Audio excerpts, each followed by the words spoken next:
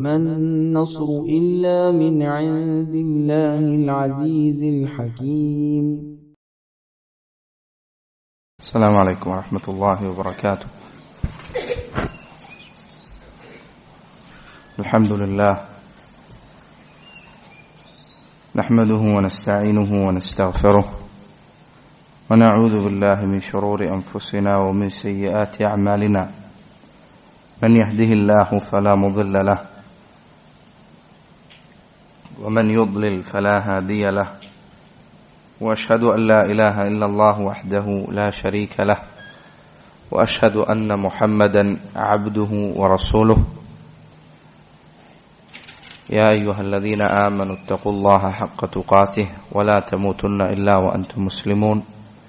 يا أيها الناس اتقوا ربكم الذي خلقكم من نفس واحدة وخلق منها زوجها وبث منهما رجالا كثيرا ونساء، واتقوا الله الذي تساءلون به والأرحام إن الله كان عليكم رقيبا.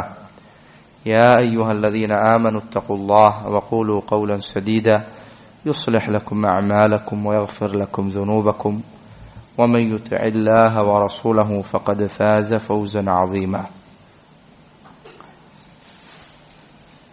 സഹോദരങ്ങളെ, വിവാഹവുമായി ബന്ധപ്പെട്ട സുപ്രധാനമായ ചില വിഷയങ്ങൾ, അവയാണ് നമ്മൾ കഴിഞ്ഞ ദർസുകളിൽ വിശദീകരിച്ചു വന്നത്. ഈ ആഴ്ച വിവാഹ ദിവസം, കല്യാണത്തിന്റെ ദിവസം ശ്രദ്ധിക്കേണ്ടതായ ചില കാര്യങ്ങൾ അവ ഓർമ്മപ്പെടുത്താൻ ആണ് ഉദ്ദേശിക്കുന്നത്. വിവാഹത്തിലേക്ക് കടക്കുന്നതിന് മുൻപ് വരനും വധുവും അവരുടെ കുടുംബക്കാരും ആ വിവാഹത്തിലേക്ക് ക്ഷണിക്കപ്പെട്ട ആളുകളും ഈ പറയപ്പെട്ടവർക്കെല്ലാം ശ്രദ്ധിക്കേണ്ട, അവരെല്ലാം ഓർക്കേണ്ട ധാരാളം കാര്യങ്ങളുണ്ട്. അവയിൽ ചിലതാണ് ഇൻഷാ അല്ലാഹ് നമ്മൾ വിശദീകരിക്കുന്നത്. ഒന്നാമത്തെ കാര്യം, ഇത് വിവാഹത്തിലേക്ക് പ്രവേശിക്കുന്ന വരനും അതുപോലെ തന്നെ വധുവും നന്നായി ശ്രദ്ധിക്കേണ്ട കാര്യമാണ്.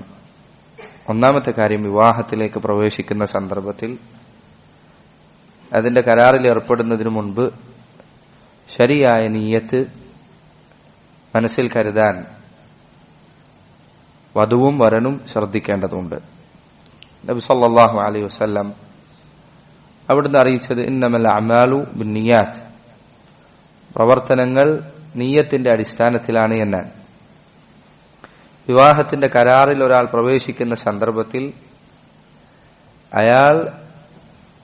അയാളുടെ നിയ്യത്ത് നന്നാക്കിയാൽ, ശ്രദ്ധിച്ചാൽ, ഇസ്ലാമിൽ അനുവദിക്കപ്പെട്ട ഉദ്ദേശങ്ങൾ അതിനു പിന്നിൽ അയാൾ കരുതിയാൽ ധാരാളം പ്രതിഫലങ്ങൾ ആ വിവാഹത്തിലൂടെ അയാൾക്ക് നേടിയെടുക്കാൻ സാധിക്കും. മുൻപ് നമ്മൾ സൂചിപ്പിച്ചതുപോലെ വിവാഹമെന്നാൽ ഇസ്ലാമിൽ കേവലം ലൈംഗിക ബന്ധം അനുവദിക്കപ്പെടാനുള്ള ഒരു വഴി മാത്രമല്ല, മറിച്ച് അതിനു പിന്നിൽ ധാരാളം ഉദ്ദേശങ്ങളുണ്ട്. നബി സല്ലല്ലാഹു അലൈഹി വസല്ലം അവിടുത്തെ പ്രസിദ്ധമായ ഹദീസിൽ അവിടുന്ന് പറഞ്ഞു, വഫീ ബുദ്ഇ അഹദികും സദഖ, നിങ്ങൾ നിങ്ങളുടെ ഭാര്യയുമായി ലൈംഗിക ബന്ധത്തിൽ ഏർപ്പെടുന്നതിൽ വരെ നിങ്ങൾക്ക് സദഖയുണ്ട്, പ്രതിഫലമുണ്ട്. സഹാബികൾ അത് കേട്ടപ്പോൾ ചോദിച്ചു, യാ റസൂലല്ലാഹ്, അയഅതി അഹദുനാ ശഹ്വതഹു വയകൂനു ലഹു ഫീഹാ അജ്ർ? അല്ലാഹുവിന്റെ റസൂലേ, ഞങ്ങളുടെ ദേഹേച്ഛ പൂർത്തീകരിക്കുന്നതിനു വേണ്ടി ഒരു കാര്യത്തിലേക്ക് കടക്കുമ്പോൾ, ഞങ്ങളുടെ ഭാര്യയുടെ അരികിൽ പ്രവേശിക്കുമ്പോൾ അതിലുവരെ ഞങ്ങൾക്ക് പ്രതിഫലമുണ്ട് എന്നോ? അവർ അത്ഭുതത്തോടുകൂടി ചോദിക്കുകയാണ്. അപ്പോൾ നബി സല്ലല്ലാഹു അലൈഹി വസല്ലം അവിടുന്ന് പറഞ്ഞു, അറഅയ്തും ലൗ വദഅഹ ഫീ ഹറാമിൻ അകാന അലൈഹി ഫീഹാ വിസ്ർ? അയാൾ എങ്ങാനും ഈ പറഞ്ഞ ദേഹേച്ഛ, അയാളുടെ താല്പര്യം ഹറാമിലേക്കായിരുന്നു മാറ്റിവെച്ചിരുന്നത് എങ്കിൽ അയാൾക്ക് ശിക്ഷ ലഭിക്കുമായിരുന്നില്ലേ? തീർച്ചയായും അയാൾക്ക് ശിക്ഷ ലഭിക്കും. فكذلك إذا وضعها في الحلال كان له أجر. എന്നാൽ അയാൾ ഇത് ഹലാലിലേക്കാണ് മാറ്റിവെക്കുന്നത് എങ്കിൽ, അയാളുടെ ദേഹേച്ഛകൾ അയാൾ ഹലാലിലാണ് തീർക്കുന്നത് എങ്കിൽ അയാൾക്ക് അതിൽ പ്രതിഫലമുണ്ടായിരിക്കും. ഇമാം സുയൂത്തി റഹിമഹുല്ലാഹ് അദ്ദേഹം പറഞ്ഞു, ഒരു മുസ്ലിമായ വ്യക്തി അയാൾ തന്റെ ഭാര്യയുമായി ബന്ധത്തിൽ ഏർപ്പെടുന്ന സന്ദർഭത്തിൽ അയാൾക്ക് നീയത്തില്ലെങ്കിൽ പോലും അയാൾക്ക് പ്രതിഫലമുണ്ട്. ലൈംഗിക ബന്ധത്തിൽ ഏർപ്പെടുന്ന സമയത്ത് ഇതിനെ വിശദീകരിച്ചുകൊണ്ട് ഷെയ്ഖ് അൽബാനി റഹിമഹുല്ലാഹ് അദ്ദേഹം പറഞ്ഞു, ഒരു മനുഷ്യൻ തന്റെ വിവാഹത്തിന്റെ സന്ദർഭത്തിൽ, വിവാഹത്തിൽ ഏർപ്പെടുന്ന അതിന്റെ കരാറിലേക്ക് പ്രവേശിക്കുന്ന സന്ദർഭത്തിൽ ഈ നീയത്ത് അയാൾ മനസ്സിൽ വച്ചാൽ ആ വിവാഹത്തിൽ പിന്നീട് അയാൾ ഏർപ്പെടുന്ന ബന്ധങ്ങളിലെല്ലാം അയാൾക്ക് പ്രതിഫലമുണ്ടായിരിക്കും. അതിന് ഓരോന്നിനും അയാൾ പ്രത്യേകം നീയത്ത് കരുതണമെന്നില്ല. ഓരോ തവണയും തന്റെ ഭാര്യയുമായി അയാൾ അടുക്കുമ്പോൾ, അവരുമായി ബന്ധത്തിൽ ഏർപ്പെടുന്ന സന്ദർഭത്തിൽ പ്രത്യേകിച്ചൊരു നീയത്തില്ല എങ്കിലും വിവാഹത്തിന്റെ സന്ദർഭത്തിൽ, കരാറിൽ ഏർപ്പെടുന്ന സന്ദർഭത്തിൽ നീയത്ത് വച്ചാൽ അയാൾക്ക് അവരുമായുള്ള ബന്ധത്തിൽ ഓരോ തവണയും പ്രത്യേകം നീയത്ത് വെച്ചിട്ടില്ലെങ്കിൽ പോലും പ്രതിഫലമുണ്ടായിരിക്കും. അപ്പൊ ഇത് ഭർത്താവാകട്ടെ ഭാര്യയാകട്ടെ രണ്ടുപേരും ശ്രദ്ധിക്കണം. ഒരാൾ വിവാഹത്തിലേക്ക് പ്രവേശിക്കുമ്പോൾ ധാരാളം നീയത്തുകൾ അയാൾക്ക് വെക്കാം. അയാളുടെ നീയത്തിന്റെ വിശാലത അനുസരിച്ച് അയാൾക്കുള്ള പ്രതിഫലം വർദ്ധിക്കും. ചില നീയത്തുകൾ, ചില പ്രധാനപ്പെട്ട നീയത്തുകൾ ഞാൻ പറയാം. ഒന്നാമത്തേത്, ഇത് അള്ളാഹുവിനെ അനുസരിക്കലാണ്. അള്ളാഹുവിന്റെ കൽപ്പനയാണ് വിവാഹം കഴിക്കണമെന്നത്. റസൂലുള്ളാഹിയുടെ കൽപ്പനയാണ് വിവാഹം കഴിക്കണമെന്നത്. ഞാനിതാ അള്ളാഹുവിന്റെയും റസൂലിന്റെയും കൽപ്പന അനുസരിച്ചുകൊണ്ടാണ് വിവാഹം കഴിക്കുന്നത് എന്ന് ഒരാൾ മനസ്സിൽ വിചാരിച്ചാൽ അയാൾക്ക് ആ വിവാഹത്തിലൂടെ വലിയ പ്രതിഫലമുണ്ട്. അതുപോലെ തന്നെ ഇസ്ലാം കൽപ്പിച്ച പ്രധാന കാര്യങ്ങളിലൊന്നാണ് പുരുഷനാകട്ടെ സ്ത്രീയാകട്ടെ അവരുടെ ചാരിത്ര്യം സൂക്ഷിക്കണമെന്നത്. ഞാനിത് വിവാഹം കഴിക്കുന്നത് എന്റെ ചാരിത്ര്യം സംരക്ഷിക്കുന്നതിന് വേണ്ടിയാണ്, എന്റെ ഇഫ്ഫത്ത് കാത്തു സൂക്ഷിക്കുന്നതിന് വേണ്ടിയാണ്. ഇഫ്ഫത്ത് എന്നാണ് ചാരിത്ര്യം. അത് സൂക്ഷിക്കുന്നതിന് വേണ്ടിയാണ് ഞാൻ വിവാഹം കഴിക്കുന്നത് എന്ന് നീയത്ത് കരുതിയാൽ വീണ്ടും അവന് പ്രതിഫലം വർദ്ധിച്ചു. അവൻ മനസ്സിൽ കരുതാൻ, ഞാൻ ഈ വിവാഹം കഴിക്കുന്നത് മുസ്ലിം ഉമ്മത്തിലേക്ക് നല്ല സന്താനങ്ങളെ സംഭാവന ചെയ്യുന്നതിന് വേണ്ടിയാണ്. ഇതിലൂടെ എനിക്ക് നല്ല കുട്ടികൾ ഉണ്ടാവണം, അവരെ വളർത്തണം. വീണ്ടും അവന് പ്രതിഫലമായി. അവൻ വിചാരിക്കേണ്ട, നബി സല്ലല്ലാഹു അലൈഹി വസല്ലം അവിടുന്ന് അറിയിച്ചിട്ടുണ്ട്, എനിക്ക് എന്റെ ഉമ്മത്തിലെ അംഗബലം അത് വർദ്ധിക്കുന്നത് എനിക്ക് സന്തോഷമുണ്ടാക്കുമെന്ന് റസൂലുള്ളാഹി സ്വല്ലല്ലാഹു അലൈഹി വസല്ലം അറിയിച്ചിട്ടുണ്ട്. ഞാൻ ഈ വിവാഹത്തിലൂടെ എനിക്കുണ്ടാകുന്ന മക്കൾ ഈ ഉമ്മത്തിലെ സന്താനങ്ങളാണ്. എന്റെ റസൂലിന് സന്തോഷമേകുന്ന കാര്യമാണത്. അവൻ നീയത്ത് കരുതിയാൽ വീണ്ടും അവന് പ്രതിഫലമുണ്ട്. അതുപോലെ തന്നെ ഒരു സ്ത്രീക്ക് ചിലവിന് നൽകുക എന്നത് അള്ളാഹു കൽപ്പിച്ച കാര്യമാണ്. അവൾക്ക് ഭക്ഷണം നൽകുന്നതിൽ പ്രതിഫലമുണ്ട്, എന്റെ കുട്ടികളെ പോറ്റുന്നതിൽ പ്രതിഫലമുണ്ട്. അതിലേക്കൊക്കെയുള്ള വഴിയാണ് ഈ വിവാഹം എന്ന് മനസ്സിൽ കരുതിയാൽ വീണ്ടും പ്രതിഫലമുണ്ട്. ഇത് ഞാൻ പറഞ്ഞത് ഇപ്പോൾ പെട്ടെന്ന് ഓർക്കാവുന്ന ചില നീയത്തുകളാണ്. ഇതല്ലാതെയും നീയത്തുകളുണ്ട്. ഒരു മുസ്ലിമിനെ സംബന്ധിച്ചിടത്തോളം വിവാഹത്തിലേക്ക് പ്രവേശിക്കുമ്പോൾ അവന്റെ ഹൃദയം, അവന്റെ ഖൽബ് ഏറ്റവും അധികം നീയത്തുകൾ വർദ്ധിപ്പിക്കാൻ ശ്രദ്ധിക്കണം. കൂടുതൽ നീയത്തുകൾ അധികരിപ്പിക്കുന്നതിന് കൂടുതൽ പ്രതിഫലമുണ്ട്. മാത്രമല്ല, ആ പ്രവർത്തനം അല്ലാഹു സുബ്ഹാനഹു വ തആല ഈ വിവാഹബന്ധം അല്ലാഹു എളുപ്പമാക്കി നൽകാൻ, കൂടുതൽ ഖൈറിലാക്കാൻ ഈ നീയത്തുകൾ നമ്മെ സഹായിക്കും. അല്ലദീന ജാഹദൂ ഫീനാ ലനഹ്ദിയന്നഹും സുബുലനാ. നമ്മുടെ മാർഗത്തിൽ പരിശ്രമിക്കുന്നവർ അവർക്ക് നാം വഴി കാണിച്ചു കൊടുക്കും എന്നാണ് അല്ലാഹു പറഞ്ഞത്. വിവാഹത്തിലേക്ക് പ്രവേശിക്കുമ്പോൾ ഇത് അള്ളാഹിനെ അനുസരിക്കാനാണ്, അള്ളാഹിന്റെ തൃപ്തി ലഭിക്കാനാണ് എന്നൊക്കെ നീയത്ത് വെച്ചുകൊണ്ട് ഒരു മനുഷ്യൻ അതിലേക്ക് ഇറങ്ങിയാൽ ധാരാളം പ്രതിഫലങ്ങൾ അവന് അതുകൊണ്ട് ലഭിക്കുമെന്ന് മാത്രമല്ല, ആ വിവാഹം അത് മുന്നോട്ടു പോകുന്നത് അള്ളാഹുവിന്റെ സഹായത്തോടു കൂടിയായിരിക്കും. ഇതുപോലെ തന്നെ സ്ത്രീയെ സംബന്ധിച്ചിടത്തോളം അവൾക്ക് മനസ്സിൽ വിചാരിക്കേണ്ട, ഭർത്താവിനെ അനുസരിക്കുന്ന എനിക്ക് പ്രതിഫലമുണ്ട്. നബി സല്ലല്ലാഹു അലൈഹി വസല്ലം അവിടുത്തെ ഹദീസിൽ എന്താ പറഞ്ഞത്? ഒരു സ്ത്രീ അവൾ ഇദാ സല്ലത്ത് സലാതഹ, അവളുടെ നിസ്കാരം നിർവഹിക്കുകയും വസാമ ഷഹ്റഹ, റമദാനിലെ അവളുടെ നോമ്പ് നോൽക്കുകയും അവളുടെ ഭർത്താവിനെ അനുസരിക്കുകയും ചെയ്താൽ ദഖലൽ ജന്ന, സ്വർഗത്തിൽ പ്രവേശിച്ചു. ആകെ എത്ര കാര്യമുള്ളത്? നിസ്കരിക്കാൻ, നോമ്പ് വെക്കുക, ഭർത്താവിനെ അനുസരിക്കുക. കാര്യമായ പ്രവർത്തനം ആകെ 3 കാര്യം പറഞ്ഞു. എനിക്ക് സ്വർഗത്തിലേക്ക് പോകാനുള്ള വഴിയാണ് ഈ വന്നിരിക്കുന്നത്. എന്റെ ഭർത്താവിനെ അനുസരിക്കുന്ന എനിക്ക് പ്രതിഫലമുണ്ട്. അദ്ദേഹത്തിന്റെ കാര്യങ്ങൾ ശ്രദ്ധിക്കുന്ന എനിക്ക് പ്രതിഫലമുണ്ട്. ഇങ്ങനെ ഒരാൾ മനസ്സിൽ നിയ്യത്ത് കരുതിക്കൊണ്ട് വിവാഹത്തിലേക്ക് പ്രവേശിച്ചാൽ അവന്റെ വിവാഹം അള്ളാഹു എളുപ്പമാക്കി കൊടുക്കും എന്നു മാത്രമല്ല, അതോടൊപ്പം അള്ളാഹു സുബ്ഹാനഹു വ തആല അവന്റെ വിവാഹം നല്ല രൂപത്തിൽ മുന്നോട്ട് പോകാൻ അവന് സഹായിക്കും ഇൻഷാ അല്ലാഹ്. അപ്പൊ ഇത് നമ്മൾ ശ്രദ്ധിക്കേണ്ട കാര്യമാണ്. അതാണ് ഒന്നാമത്തെ കാര്യം. വിവാഹത്തിലേക്ക് പ്രവേശിക്കുന്ന ദിവസം സഹോദരങ്ങളെ, സഹോദരിമാരെ, നമ്മുടെ നിയ്യത്ത് നന്നാക്കണം. നിയ്യത്ത് നന്നാക്കുമ്പോൾ നമ്മൾ ആലോചിക്കേണ്ട മറ്റൊരു കാര്യമുണ്ട്. വിവാഹത്തിന്റെ അന്ന് ഈ പറഞ്ഞ നല്ല നിയ്യത്തുകളെല്ലാം വെക്കണമെങ്കിൽ വിവാഹം അതിന് യോജിച്ച രൂപത്തിലായിരിക്കണം. തോന്നിവാസങ്ങളും വൃത്തികേടുകളും സംഗീതവും ആട്ടവും അട്ടഹാസങ്ങളും നടക്കുന്ന ഒരു വേദിയിൽ എങ്ങനെ ഒരു മുസ്ലിം ഈ പറഞ്ഞ നിയ്യത്തൊക്കെ കരുതുക? അവന്റെ അഖദ്, അവന്റെ വിവാഹ കരാർ നടക്കാൻ കാത്തിക്കാൻ, അവിടെ പടക്കം പൊട്ടാൻ, അവിടെ ആളുകൾ കൂത്താടാനുള്ള തയ്യാറെടുപ്പിലാണ്. ഇങ്ങനെ ഇരിക്കുന്ന ഒരു സ്ഥലത്ത് എങ്ങനെയാണ് അവൻ ഈ പറഞ്ഞ നിയ്യത്ത് വെക്കുക? അതുകൊണ്ട് സഹോദരങ്ങളെ, നമ്മുടെ നിയ്യത്ത് നന്നാക്കാൻ നമ്മൾ വിവാഹത്തിന് മുൻപ് ശ്രദ്ധിക്കണം. അതാണ് ഒന്നാമത്തെ കാര്യം.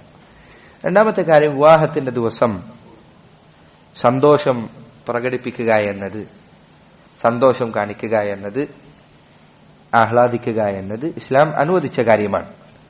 വിവാഹത്തിന്റെ ദിവസങ്ങളിൽ മറ്റു പല ദിവസങ്ങളിലും അനുവദിക്കപ്പെടാത്ത ചിലത് അനുവദിച്ചിട്ടുണ്ട്. ചില ആഹ്ലാദ പ്രകടനങ്ങൾ, ചില സന്തോഷങ്ങൾ വിവാഹത്തിന്റെ ദിവസത്തിൽ ഇസ്ലാം അനുവദിച്ചിട്ടുണ്ട്.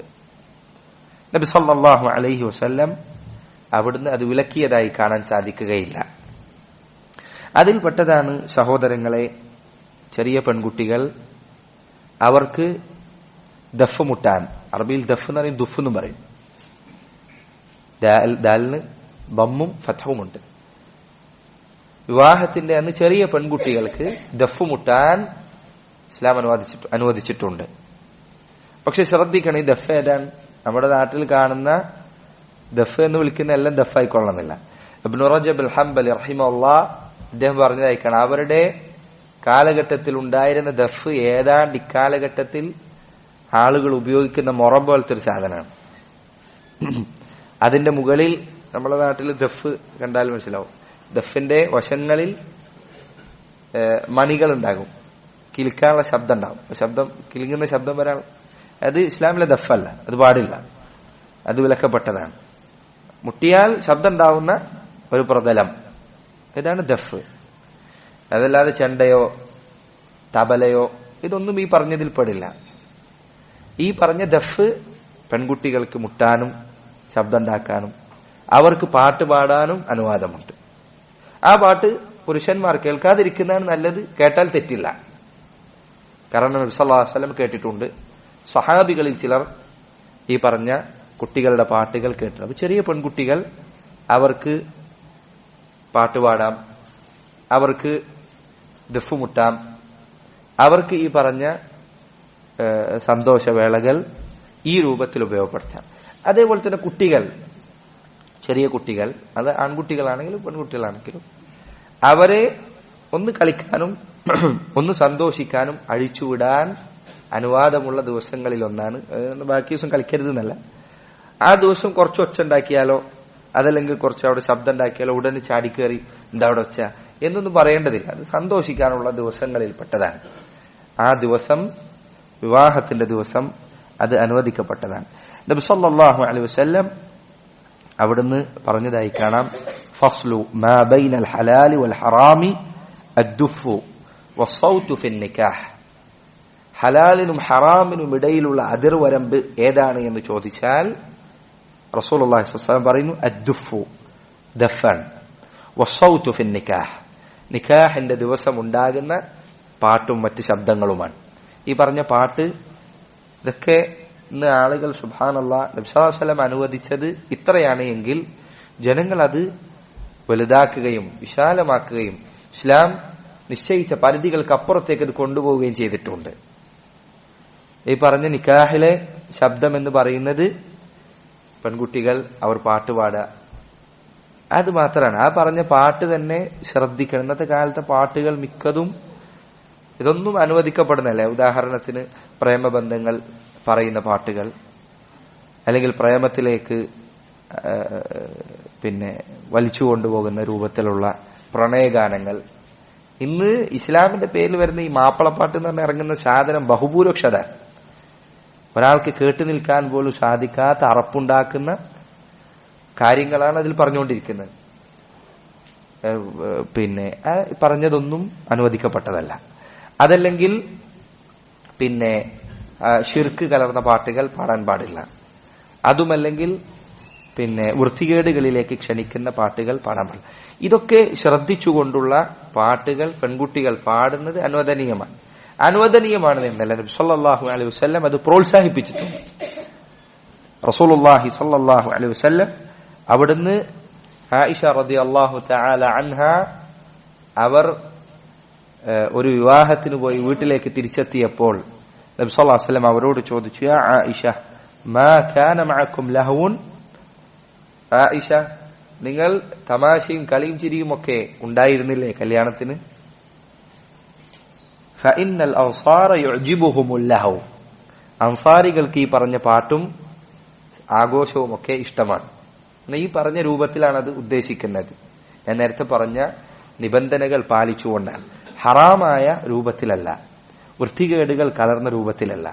നബി സല്ലല്ലാഹു അലൈഹി വസല്ലം നിങ്ങൾ കേട്ടിട്ടുണ്ടായിരിക്കും, ഒരിക്കൽ അവിടുന്ന് ഒരു കല്യാണ വീട്ടിലേക്ക് പ്രവേശിച്ചു. അപ്പോൾ ചെറിയ പെൺകുട്ടികൾ ഇങ്ങനെ പാട്ട് പാടിക്കൊണ്ടിരിക്കുന്നുണ്ട്. അവർ പാടുന്നത് ബുആസ് യുദ്ധം, മദീനയിൽ പണ്ടുണ്ടായ യുദ്ധങ്ങളിൽ ഒന്നാണത്. ബുആസ് യുദ്ധത്തിൽ അവരുടെ കുടുംബത്തിലുള്ളവരും മറ്റും ചെയ്ത ധീരതകളെ കുറിച്ചാണ് പാട്ട് പാടുന്നത്. റസൂലുള്ളാഹി സ്വല്ലല്ലാഹു അലൈഹി വസല്ലം കേറി വരുന്നത് കണ്ടപ്പോൾ ആ പെൺകുട്ടികൾ പാട്ട് മാറ്റിപ്പിടിച്ചു. അവർ പറഞ്ഞു, വഫീന നബിയുൻ യഅലമു മാ ഫീ ഗദിൻ, ഞങ്ങളുടെ കൂട്ടത്തിൽ ഒരു നബിയുണ്ട്, നാളെ നടക്കുന്നത് എന്താണ് എന്നറിയുന്ന നബിയാണ്. അപ്പോൾ നബി സല്ലല്ലാഹു അലൈഹി വസല്ലം അവരോട് പറഞ്ഞു, ലാ തഖൂലു ഹകദ, നിങ്ങൾ അങ്ങനെ പറയരുത്. വഖൂലു കമാ കുൻതും തഖൂലൂൻ, നിങ്ങൾ മുൻപ് പറഞ്ഞിരുന്നത് എന്താണോ അത് പറഞ്ഞുകൊള്ളുക, അത് പാടിക്കൊള്ളുക എന്ന് നബി സല്ലല്ലാഹു അലൈഹി വസല്ലം അവിടുന്ന് അവരോട് പറഞ്ഞതായി കാണാൻ സാധിക്കും. അപ്പോൾ സഹോദരങ്ങളെ, ഈ പറഞ്ഞ കാര്യം നമ്മൾ ശ്രദ്ധിക്കണം. വിവാഹത്തിന്റെ ദിവസത്തിൽ അനുവദിക്കപ്പെട്ട സന്തോഷങ്ങളും തമാശയൊക്കെ ആവാം. ഒരു മരണവീട് പോലെ വിവാഹ വീടാക്കാൻ പറ്റൂല. ആളുകൾ കൂടിയിട്ടുണ്ട്, ഒരൊച്ചയില്ല, ഒരു തമാശയില്ല, അങ്ങനെയല്ല. ചില ആളുകൾ തീർത്തും കടുപ്പം കാണിച്ച്, തീർത്തും ശിദ്ധത്ത് കാണിച്ച്, കാഠിന്യം പുലർത്തി വിവാഹ വീടുകൾ ഒന്നുമില്ലാത്ത കുളത്തിലേക്ക് ആക്കുന്നതാണ്. അങ്ങനെ ആക്കേണ്ടതില്ല. അവിടെ 5-6 ആൾ കൂടിയിട്ടുണ്ട്, അങ്ങനെ അങ്ങനെ രണ്ടുപേരും മൊത്തം നോക്കി തിരിച്ചുപോയി, അങ്ങനെ കല്യാണം ആവേണ്ടതില്ല.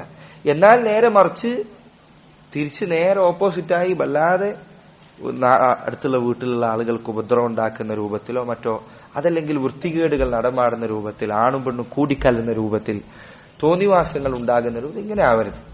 ചില ആളുകൾ അവരുടെ വീട്ടിൽ വിവാഹമായാൽ അന്നത്തെ ദിവസം 5 വക്ത് നിസ്കാരം ഉണ്ടാവില്ല ആ വീട്ടിലെ പെണ്ണുങ്ങൾക്ക്. അതല്ലെങ്കിൽ ആ വീട്ടിൽ പുതിയാപ്പിള ചിലപ്പോൾ നിസ്കരിച്ചിട്ടുണ്ടാവില്ല. ഇങ്ങനെ ഇസ്ലാമിന്റെ കൽപ്പനകൾ വലിച്ചെറിയുന്ന രൂപത്തിലുള്ള വിവാഹങ്ങൾ ആകാൻ പാടില്ല.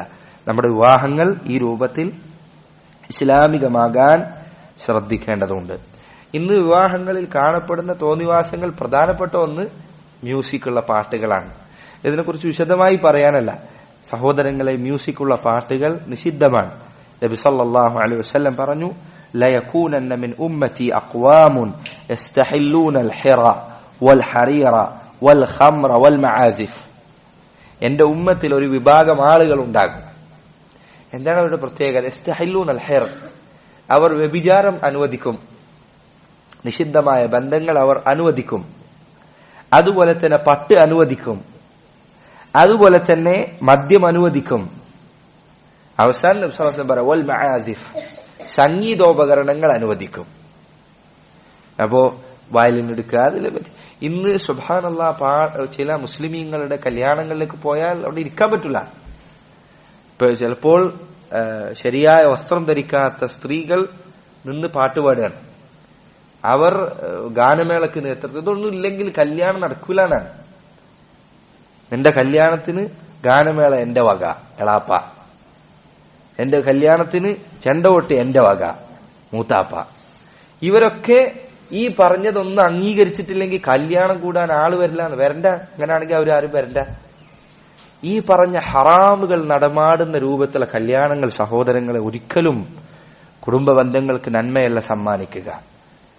മാത്രമല്ല, പല വീടുകളിലും കല്യാണം നടത്തിയ അന്നത്തെ ദിവസം അടുത്തുള്ള അയൽവാസികൾക്ക് ഉറങ്ങാൻ പറ്റൂല. ആ ഒച്ചത്തിലാണ് പാട്ടിട്ടുണ്ടാവുക. ചിലപ്പോൾ രോഗികളായ ആളുകളുണ്ടാകും, കുട്ടികളുണ്ടാകും, ഒക്കെ ഉണ്ടാവും. ആളുകൾ ഇതൊന്നും ശ്രദ്ധിക്കല. കല്യാണത്തിന്റെ ദിവസം എല്ലാ ഹറാമുകളും ഹലാലാവുന്ന രൂപത്തിലേക്ക് ജനങ്ങൾ എത്തിയാണ്. അതോടൊപ്പം ഇന്ന് നാട്ടിൽ നടമാടുന്ന തോന്നിവാസങ്ങൾ പറയാൻ തുടങ്ങുകയാണെങ്കിൽ അത് തന്നെ കുറെ പറയേണ്ടി വരും. ആളുകൾക്ക് അറിയാവുന്ന, ഞാനത് കൂടുതൽ പറയേണ്ടതില്ല. പുതിയാപ്പിള വരുന്ന സമയത്തും പുതിയണ്ണിനെ കൊണ്ടുപോകുന്ന സമയത്തും ഒക്കെ കാട്ടിക്കൂട്ടുന്ന വൃത്തികേടുകൾക്ക് അവസാനമില്ലാതെയായിരിക്കുന്നു. അപ്പോൾ ഇത് മുസ്ലിമീങ്ങളായ സഹോദരൻ, ഞാനിത് നിങ്ങളോട് പറയുന്നത്, ഇത്തരം വിവാഹങ്ങളിൽ പങ്കെടുക്കരുത്. ഇത്തരം വിവാഹങ്ങൾ നിങ്ങൾക്ക് സാധിക്കുമെങ്കിൽ തിരുത്തണം. പ്രത്യേകിച്ച് താടി നരച്ച വയസ്സായ ആളുകൾ, നിങ്ങൾ ഇതിന് പോയി ഇരുന്ന് കൊടുത്തിട്ടാണ് ഈ പറഞ്ഞ കല്യാണങ്ങൾ ഒരാൾക്കും എതിർക്കാൻ പറ്റാത്ത കോലത്തിലായത്. ഒരു 2 കാരണവന്മാര് ആ കല്യാണത്തിൽ നിന്ന് ഇറങ്ങിപ്പോയാൽ അവിടെ നിൽക്കുന്നത്, പിന്നെ സ്റ്റോപ്പാവും. പിന്നെ ഒരാൾ ചെയ്യില്ല, പക്ഷെ ഒരാൾക്ക് ധൈര്യമില്ല. ഒരാളും അതിന് ധൈര്യം കാണിക്കില്ല. തോന്നിവാസങ്ങൾ ചെയ്യാൻ, ഹറാമ് ചെയ്യാൻ ഈ പറഞ്ഞ ആളുകൾക്കുള്ള ധൈര്യം ആർക്കില്ല. ആ ഹറാമ് തടയാൻ ഇസ്ലാം അനുസരിച്ച് ജീവിക്കുന്ന 5 വക്ത് നിസ്കരിക്കുന്ന കാരണവന്മാർക്കില്ല. 2 കാരണവന്മാരെ എണീച്ചെന്ന് വർത്താനം പറഞ്ഞാൽ മതി, അതവിടെ നിൽക്കും. ഒരു വർത്താനം പിന്നെ ഉണ്ടാവില്ല. ആളുകൾ പറയും കല്യാണം മുടങ്ങും, പിന്നെ കുടുംബബന്ധം തകരും, അതുകൊണ്ട് അവരെ തൃപ്തിപ്പെടുത്തുക. ആരും തൃപ്തിപ്പെടുത്തണ്ട, ആരും തെറ്റാൻ പോണില്ല. അതൊക്കെ ശൈത്താൻ ഉണ്ടാക്കുന്ന പേടിയാണ്. ഇന്നമാ ദാലികുമു ശൈത്താനു യുഖവ്വിഫു ഔലിയാഅഹ്. ശൈത്താനാണ് അവന്റെ കൂട്ടാളികളെ കുറിച്ച് നിങ്ങളെ പേടിപ്പിക്കുന്നത്. കല്യാണം നടത്തുമ്പോൾ ആളുകൾക്ക് എന്തൊക്കെയോ പേടികളാണ്. പറഞ്ഞു കൊടുത്തു കഴിഞ്ഞാൽ അവിടെ തെറ്റും ഇവിടെ തെറ്റും അങ്ങനെ തെറ്റും, ഒരാളും തെറ്റാൻ പോകുന്നില്ല. ഇൻഷാ അല്ലാഹ് നിങ്ങൾ നോക്കിക്കോളൂ, ഹലാലായ രൂപത്തിൽ അള്ളാഹ്നനുസരിച്ച് നടത്തുന്ന കല്യാണം കൊണ്ട് ഒരു നല്ല കുടുംബബന്ധവും തകരൂല. അത് പേടിച്ചിട്ട് നിങ്ങൾ ഒരു കല്യാണം ഹറാമിലൂടെ നടത്തേണ്ടതില്ല. ഇത് നമ്മൾ ശ്രദ്ധിക്കേണ്ട പ്രധാന വിഷയങ്ങളിൽ പെട്ടതാണ്. നേരത്തെ ഞാൻ പറഞ്ഞപ്പോൾ നിങ്ങൾ ശ്രദ്ധിച്ചിട്ടുണ്ടായിരിക്കും, ഈ പറഞ്ഞ പാട്ടും അതുപോലുള്ള കാര്യങ്ങളും പെൺകുട്ടികൾ, ചെറിയ പെൺകുട്ടികൾക്കാണ് അനുവദിക്കപ്പെട്ടിട്ടുള്ളത്. ആൺകുട്ടികൾക്കോ പുരുഷന്മാർക്കോ അത് അനുവദിച്ചിട്ടില്ല. മാത്രമല്ല നബി സല്ലല്ലാഹു അലൈഹി വസല്ലം അത് വിലക്കുകയാണ് ചെയ്തത്. അതിൽ കാരണങ്ങളായി പറയപ്പെട്ട ഒരു കാരണം അത് സ്ത്രീകളോടുള്ള സദൃശ്യമാകലാണ്. ഒരാണൊരുത്തൻ ഇങ്ങനെ പാട്ടുപാടുക അല്ലെങ്കിൽ ദഫ് മുട്ടെ ഡാൻസ് ചെയ്യുകയൊക്കെ ചെയ്യുന്നത് സ്ത്രീകളോട് സദൃശ്യമാകലാണ്. ആയിഷ റളിയല്ലാഹു അൻഹ ഒരിക്കൽ ഒരു വീട്ടിലേക്ക് കയറി ചെന്നപ്പോൾ അവിടെ ഉണ്ട് ഒരുത്തനിരുന്ന് പാട്ടുപാടുന്നു. അവന്റെ തല ഇങ്ങനെ വലത്തോട്ടും അടുത്തോട്ടും ആടുന്നുണ്ട്. അങ്ങനെയുള്ള പാട്ടുപാടാൻ. അപ്പോൾ ആയിഷ റളിയല്ലാഹു അൻഹ അവർ പറഞ്ഞു, അഖ്രിജു ഹാദൽ മുഖന്നസ്, ഈ ആണും പെണ്ണും കെട്ടവനെ വീട്ടിൽ നിന്ന് പുറത്താക്ക്, ഇനിന്റെ ഉള്ളിൽ കയറ്റരുത് എന്നാണ്. എന്നാൽ ഇന്ന് സുബ്ഹാനല്ലാഹ് കല്യാണങ്ങൾക്ക് പോയാൽ എത്ര പുരുഷന്മാരാണ് താടിയുണ്ട്. ആണാണെന്നവന്റെ കോലം മാത്രമേ പറയുന്നുള്ളൂ, സ്വഭാവം പറയുന്നില്ല. പാട്ട് പാടുന്നു, കൈകൊട്ടുന്നു, ഇതൊക്കെ എന്തോ ഭംഗിയാണെന്നാണ് ആളുകൾ വിചാരിക്കുന്നത്. ഏത് കാലഘട്ടത്തിലാണ് ഇസ്ലാമിൽ ഇതൊക്കെ പൗരുഷമായി ഗണിക്കപ്പെട്ടത്? ഒരു മുസ്ലിമായ ഒരു മനുഷ്യൻ, ചിലപ്പോൾ കാണാൻ വയസ്സായ ആൾക്കാർ, പ്രായമായ എളാപ്പന്മാരും എളാമ്മമാരും പിന്നെ മൂത്താപ്പന്മാരും, ആളുകളുടെ ഇവരെ കുറിച്ചൊരു വില വേണ്ടേ? താഴത്ത് വളർന്നു വരുന്ന സമൂഹത്തിന് ഇവരെ കാണുമ്പോൾ ഒരു ബഹുമാനം തോന്നണ്ടേ? എങ്ങനെ തോന്നുക? അയാൾ തന്നെയാണ് പാട്ട് പാടുന്നത്, അയാൾ തന്നെ ഡാൻസ് ചെയ്യുന്നത്, അയാൾ തന്നെ കൈകൊട്ടുന്നത്. എന്നിട്ട് ഇങ്ങനെ മഹാനീസുകളായ ആണും പെണ്ണും കെട്ട കുറെ ആളുകൾ സമൂഹത്തിൽ വളർന്നു വരുന്നത് വളരെ ഗുരുതരമായ തെറ്റാണ്.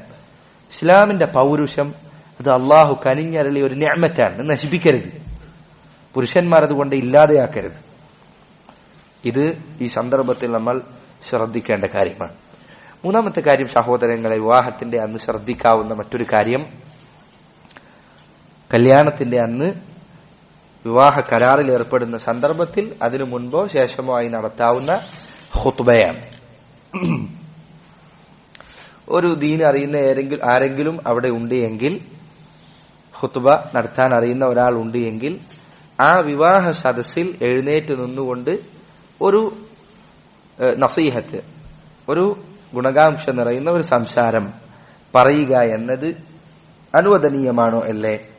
പണ്ഡിതന്മാർക്കിടെ അഭിപ്രായ വ്യത്യാസമുണ്ട്. ഇതിൽ ബഹുഭൂരിപക്ഷം പണ്ഡിതന്മാരും അത് അനുവദിക്കപ്പെട്ടതാണ് എന്ന് പറഞ്ഞവരാണ്.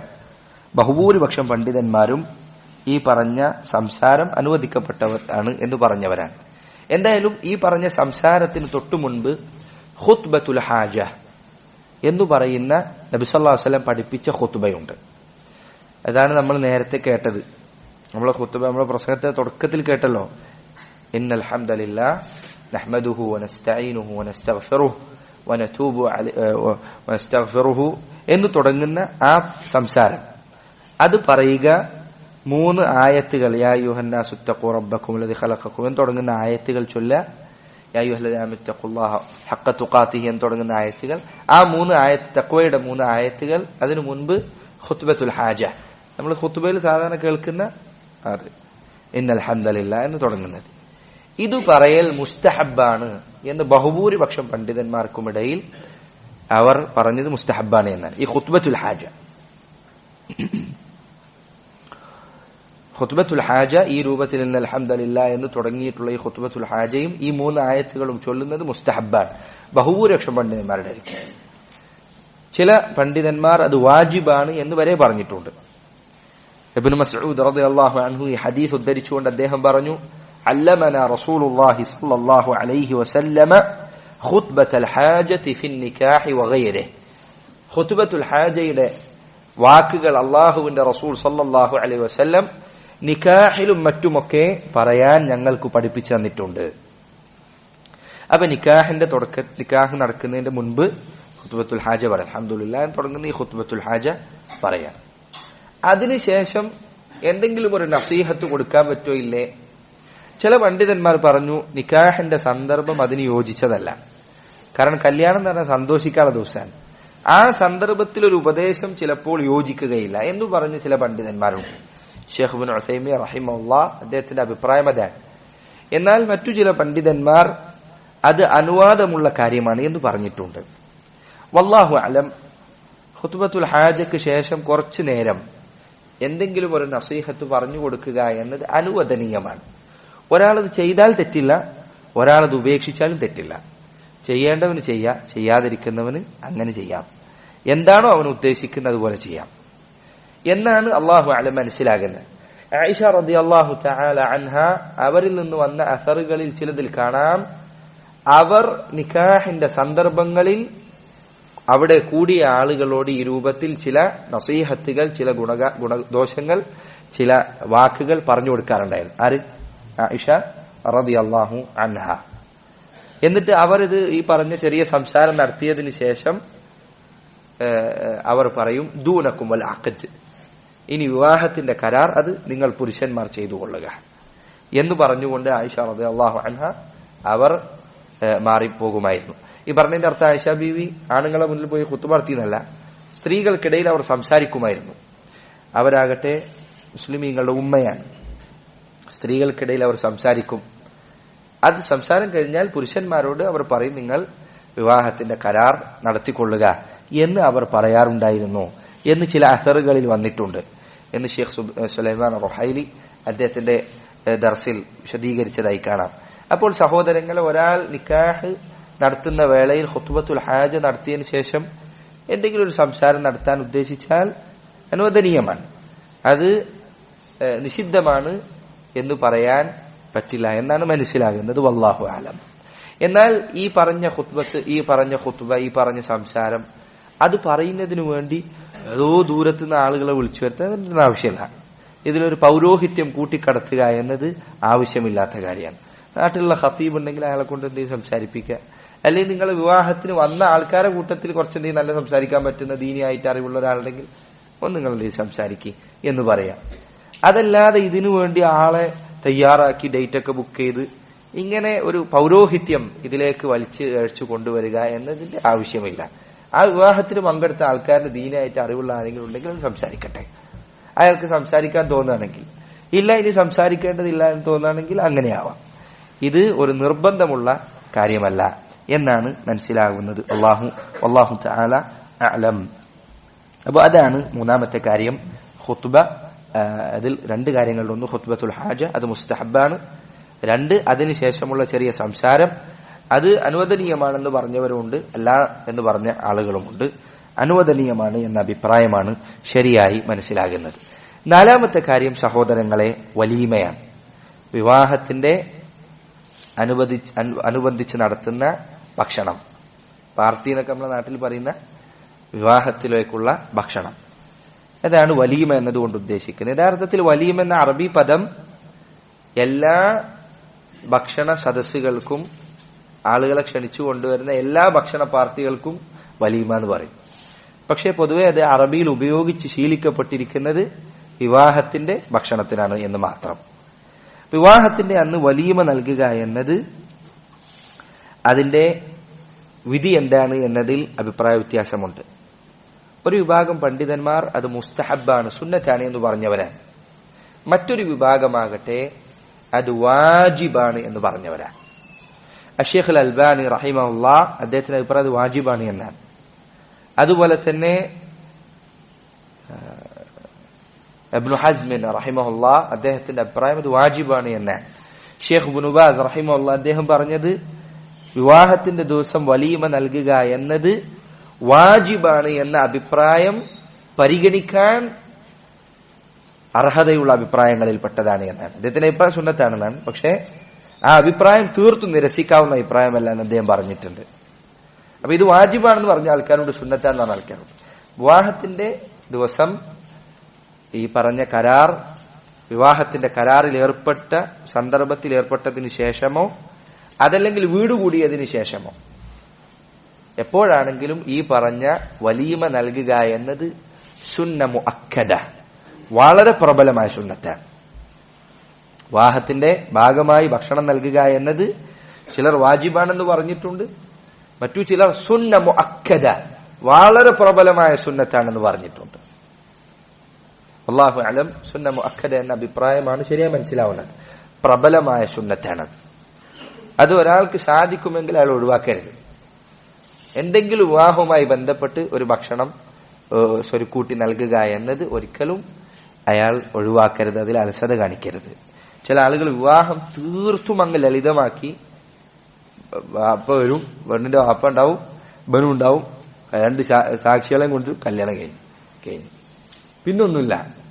അങ്ങനെ തീർത്തും ഇത് ചില ആളുകൾ പറയും ഒരു മൊട്ടുസൂചി എടുക്കുന്ന കാര്യമാണ്. അങ്ങനെ ഒരു മൊട്ടുസൂചി എടുക്കുന്ന കാര്യമാക്കി തീർത്തും നിസ്സാരാക്കരുത്. വിവാഹത്തിന് വലീമ കൊടുക്കണം. കുറച്ച് ആളുകളെ വിളിച്ച്, എന്റെ പരിചയക്കാരെ, അയൽവാസികളെ, കുടുംബത്തിലുള്ള അടുത്ത ആളുകളെ, നിനക്കാരെയാണോ വിളിക്കാൻ നിനക്ക് എളുപ്പമുണ്ട്, കൂടുതൽ ആളുകളെ വിളിക്കാൻ എളുപ്പമുണ്ടെങ്കിൽ കൂടുതൽ ആൾക്കാരെ വിളിച്ചോ. നിനക്ക് കൂടുതൽ ആൾക്കാരെ വിളിക്കാൻ പറ്റൂല, കുറച്ച് ആൾക്കാരെ വിളിക്കാൻ പറ്റില്ല, കുറച്ച് ആൾക്കാരെ വിളിച്ചോ. ഇബ്നു ഉസൈമീൻ റഹിമഹുല്ലാഹ് അദ്ദേഹം പറഞ്ഞു, ഫലിൽ മൂസിരി ഖദറുഹു വലിൽ മുഖ്ദിരി ഖദറുഹു. സമ്പത്തുള്ളവൻ അവന് യോജിച്ച രൂപത്തിൽ നടത്തട്ടെ, സമ്പത്തില്ലാത്തവൻ അവന് യോജിച്ച രൂപത്തിൽ നടത്തട്ടെ. സമ്പത്തില്ലാത്ത ആള് ആയിരക്കണക്കിന് ആളെ വിളിച്ചുകൂട്ടി കടമൊക്കെ വരുത്തി വെച്ച് അവസാനം ഈ കല്യാണത്തിന്റെ കടം വീട്ടാൻ അവൻ 3-4 വർഷം ഗൾഫിൽ പോയി ജോലി എടുക്കുന്ന അവസ്ഥയിലാവേണ്ടതില്ല. അവന് സാധിക്കുന്ന രൂപത്തിൽ കുറച്ച് ആൾക്കാരെ വിളിച്ചു കൊടുത്താൽ മതി, ഒരു ചെറിയ പാർട്ടി വെച്ചാൽ മതി. പൈസ ഉള്ളവനാണെങ്കിൽ അവന് യോജിച്ച രൂപത്തിൽ നടത്തട്ടെ. ഇത് നബി സല്ലല്ലാഹു അലൈഹി വസല്ലം സുന്നത്തിൽ അങ്ങനെ കാണാൻ പറ്റും. റസൂലുള്ളാഹി സ്വല്ലല്ലാഹു അലൈഹി വസല്ലമയുടെ സഹാബിയായ അബ്ദുറഹ്മാൻ ഇബ്നു ഔഫ് റളിയല്ലാഹു അൻഹു, അദ്ദേഹം സമ്പത്തുള്ളയാളായിരുന്നു. ഒരിക്കൽ അദ്ദേഹം നടന്നു വരുന്നു. അദ്ദേഹത്തിന്റെ ശരീരത്തിൽ നിന്നുകൊണ്ട് പുതുമണവാളന്മാർ ധരിക്കുന്ന രൂപത്തിലുള്ള, ഉപയോഗിക്കുന്ന രൂപത്തിലുള്ള സുഗന്ധത്തിന്റെ മണം. അപ്പോൾ നബി സല്ലല്ലാഹു അലൈഹി വസല്ലം അവിടുന്ന് ചോദിച്ചു, അത്തസവ്വജ്ത, വിവാഹം കഴിച്ചോ? അപ്പോൾ അദ്ദേഹം പറഞ്ഞു, അതേ, വിവാഹം കഴിച്ചിട്ടുണ്ട്.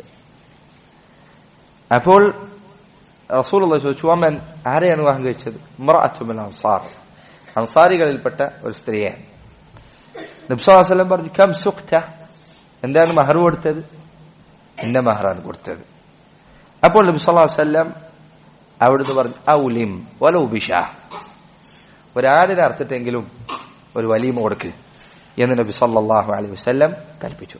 ഔലിം വലൗ ബിശാ, ഒരു ആടിനെയെങ്കിലും അറുത്ത്.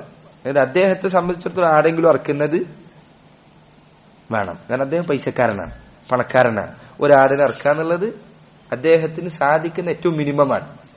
അപ്പൊ അദ്ദേഹത്തിന് യോജിച്ച രൂപത്തിൽ ഔലിം വലൗ ബിശാ, ഒരു ആടിനെ അറുത്തെങ്കിലും നീ വലീമ നൽകുക എന്ന് നബി സല്ലല്ലാഹു അലൈഹി വസല്ലം അബ്ദുറഹ്മാൻ ഇബ്നു ഔഫ് റളിയല്ലാഹു തആല അൻഹുവിനെ അദ്ദേഹത്തോട് കൽപ്പിക്കുകയാണ്.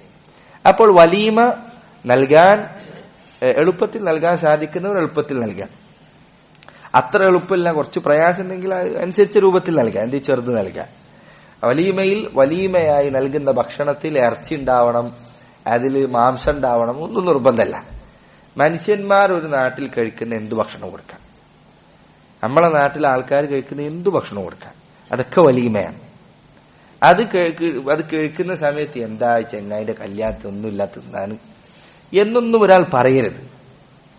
പല ആളുകളും വിവാഹത്തിന് പോയാൽ വന്നു കഴിഞ്ഞാൽ പിന്നെ ഭാര്യയും ഭർത്താവും ഇരുന്ന് ചർച്ചയാണ്. ഇറച്ചി അത്ര വെന്തിട്ടില്ല, ചോറങ്ങനെ ശരിയായിട്ടില്ല. കഴിച്ച ഭക്ഷണം അതിനെ പറ്റി കുറ്റം പറയരുത്, പ്രത്യേകിച്ച് ഇത്തരം സദസ്സുകൾ പോയിട്ട് കഴിച്ചാൽ. കാരണം അത് അവരുടെ മനസ്സിന് പ്രയാസം ഉണ്ടാക്കും. ഭക്ഷണം കഴിച്ചാൽ അത് കുറ്റം പറയരുത് എന്ന കൽപ്പന വിശ്വാസം പഠിപ്പിച്ച സന്ദർഭത്തിൽ അതിന്റെ കാരണങ്ങൾ പ്രധാനപ്പെട്ട എന്താ? ഭക്ഷണം ഉണ്ടാക്കിയോന്ന് വിഷമം ഉണ്ടാക്കുന്നതാണ്. വിശ്വാസത്തെ കുറിച്ച് എന്താ പറഞ്ഞത്? മാ ആബ നബിയ്യു സ്വല്ലല്ലാഹു അലൈഹി വസല്ലം തആമൻ ഖത്തു ഇൻ ഇശ്തഹാഹു അകല വല്ല തറക. അല്ലാഹുവിന്റെ റസൂൽ ഒരു ഭക്ഷണത്തെയും കുറ്റം പറഞ്ഞിട്ടില്ല, ഇഷ്ടപ്പെട്ടാൽ കഴിക്കില്ലെങ്കിൽ വേണ്ട നിൽക്കും. ഈ ഹദീസ് വിശദീകരിച്ചപ്പോൾ പണ്ഡിതന്മാർ പറഞ്ഞു, ഭക്ഷണം ഉണ്ടാക്കിയവന്റെ മനസ്സിനെ വേദനിപ്പിക്കുമെന്നതുകൊണ്ടാണ് വിശ്വാസം പറയാതിരുന്നത്. ഇഷ്ടപ്പെട്ടില്ല കഴിക്കൂല, എന്തെങ്കിലും ഉദ്ർ പറഞ്ഞ് കഴിക്കാതിരിക്കുക, ഇഷ്ടപ്പെട്ടാൽ കഴിക്കുക. ഇത് ഭക്ഷണം ഉണ്ടാക്കിയവനെ മാത്രമല്ല വേദനിപ്പിക്കുക, ആ കല്യാണം നടത്തിയ ആളെ വേദനിപ്പിക്കും. ചില ആളുകൾ വർഷങ്ങൾ കഴിഞ്ഞാൽ പോലും ഈ സംസാരം അവസാനിപ്പിക്കൂല. ഓ എന്റെ കല്യാണത്തിന്റെ അന്നാ ബിരിയാണി കരിഞ്ഞു പോയത്, അതിങ്ങനെ ഓർമ്മിപ്പിച്ചുകൊണ്ടിരിക്കും. എന്തിനാ അത് പറയുന്നത്? ഒരാൾക്ക് രസം ഉണ്ടാക്കുന്ന കാര്യം അത് കഴിഞ്ഞു. ഒരു നേരത്തെ ചോറ് ഭക്ഷണം ഉണ്ടാക്കുക എന്ന് പറഞ്ഞാൽ അതിൽ അബദ്ധം പറ്റിയേക്കാം. അപ്പൊ നമ്മൾ ഇത്തരം മര്യാദകൾ ചിലപ്പോൾ നമ്മൾ സമൂഹത്തിൽ നിന്ന് കയറി വരുന്നതായിരിക്കും. അത് ഇസ്ലാമികമായി നമ്മൾ തിരുത്തണം, ഇസ്ലാമികമായ രൂപത്തിൽ നമ്മൾ ശരിയാക്കണം. അതങ്ങനെ അതിൽ തന്നെ തുറന്നു പോരുത്.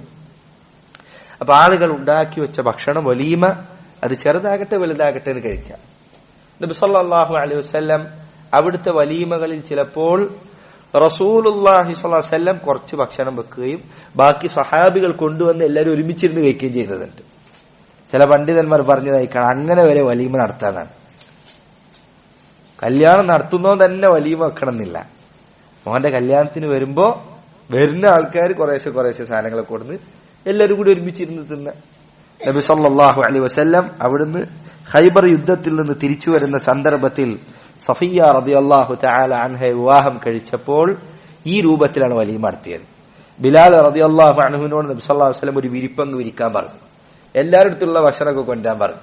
കുറെ ആൾക്കാർ നെയ്യ് കൊടുന്നു, കുറെ ആൾക്കാർ വെണ്ണ കൊടുന്നു, കുറച്ച് ആൾക്കാർ ഈത്തപ്പഴം കൊടുന്നു.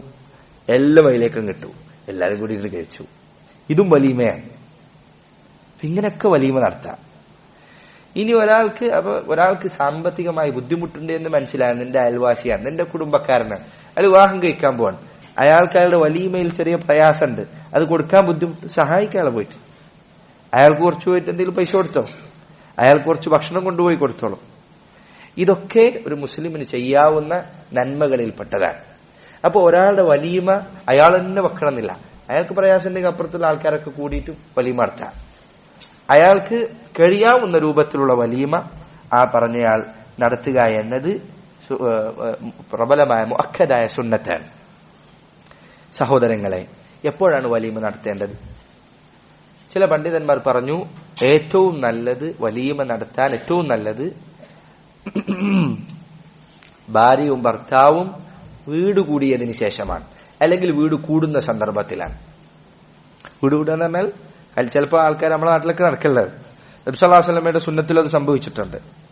ചിലപ്പോൾ വിവാഹം കഴിഞ്ഞിട്ടുണ്ടാവും, നിക്കാഹ് കഴിഞ്ഞിട്ടുണ്ടാവും, പക്ഷെ വീട് കൂടിയിട്ടുണ്ടാവില്ല. ചിലപ്പോൾ വീട് കൂടുന്ന 1 വർഷം കഴിഞ്ഞോ 2 വർഷം കഴിഞ്ഞിട്ടൊക്കെ ആയിരിക്കും. ആയിഷ റളിയല്ലാഹു തആല അൻഹയെ നബി സല്ലല്ലാഹു അലൈഹി വസല്ലം മക്കയിൽ നിന്ന് വിവാഹം കഴിച്ചിട്ടുണ്ട്. വീട് കൂടുന്ന മദീനയിൽ എത്തിയിട്ടാണ്. അത് അനുവദനീയാണ്, ഇത് തെറ്റുള്ള കാര്യമൊന്നുമല്ല, അതിന്റെ പേരിൽ വാശി പിടിക്കേണ്ടതൊന്നുമില്ല. അപ്പോ ഒരാൾ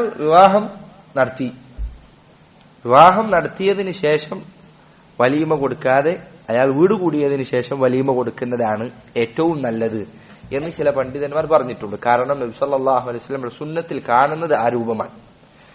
അബ്ദുറഹ്മാൻ ബിൻ ഔഫിനോട് റസൂൽ പറഞ്ഞത് അങ്ങനെയാണല്ലോ. അദ്ദേഹം വിവാഹം കഴിഞ്ഞ് തിരിച്ചു വരുമ്പോഴാണ് നബി സല്ലല്ലാഹു അലൈഹി വസല്ലം പറയുന്നത് ഔലിം വലൗ ബിശാ, നീ ഒരു ആടിനെ അർത്ഥെങ്കിലും വലീമ കൊടുക്കുക. വിവാഹം വീട് കൂടിയതിനു ശേഷം വലീമ കൊടുത്താൽ അൽഹംദുലില്ലാ. ഇനി ഒരാൾ വീട് കൂടിയതിന് ശേഷം കൊടുക്കാതെ അതിന് മുൻപ് കൊടുത്തു, ഒരാൾ നിക്കാഹ് നടത്തിയതിന് ശേഷം ഭക്ഷണം കൊടുത്തു, അൽഹംദുലില്ലാ, തെറ്റില്ല, അത് ഹറാമായ ഒരു കാര്യമല്ല. ഇത്തരം കാര്യങ്ങളിൽ പൊതുവെ ഇസ്ലാമിന് വിരുദ്ധമാകാത്ത നാട്ടു നടപ്പുകൾ അനുവദിക്കപ്പെടുന്നതാണ്. നന്നായി നമ്മൾ ശ്രദ്ധിക്കേണ്ട ഒരു പാഠമാണ്. പല ആളുകളും വിവാഹങ്ങൾ ചിലപ്പോൾ സലഫിയാണ് അല്ലെങ്കിൽ മുജാഹിദാണ് എന്നൊക്കെ പറഞ്ഞ് വിവാഹങ്ങൾ ഒരു ദുരന്തമാക്കി മാറ്റാറുണ്ട്. അത് സമ്മതിക്കൂല, ഇത് സമ്മതിക്കൂല, അങ്ങനെ സമ്മതിക്കൂല, ഇങ്ങനെ സമ്മതിക്കും, ഇതിനെന്താ തെളിവ്, അതിനെന്താ തെളിവ്, ഇങ്ങനെ എല്ലാത്തിനും തെളിവ് വേണമെന്നില്ല.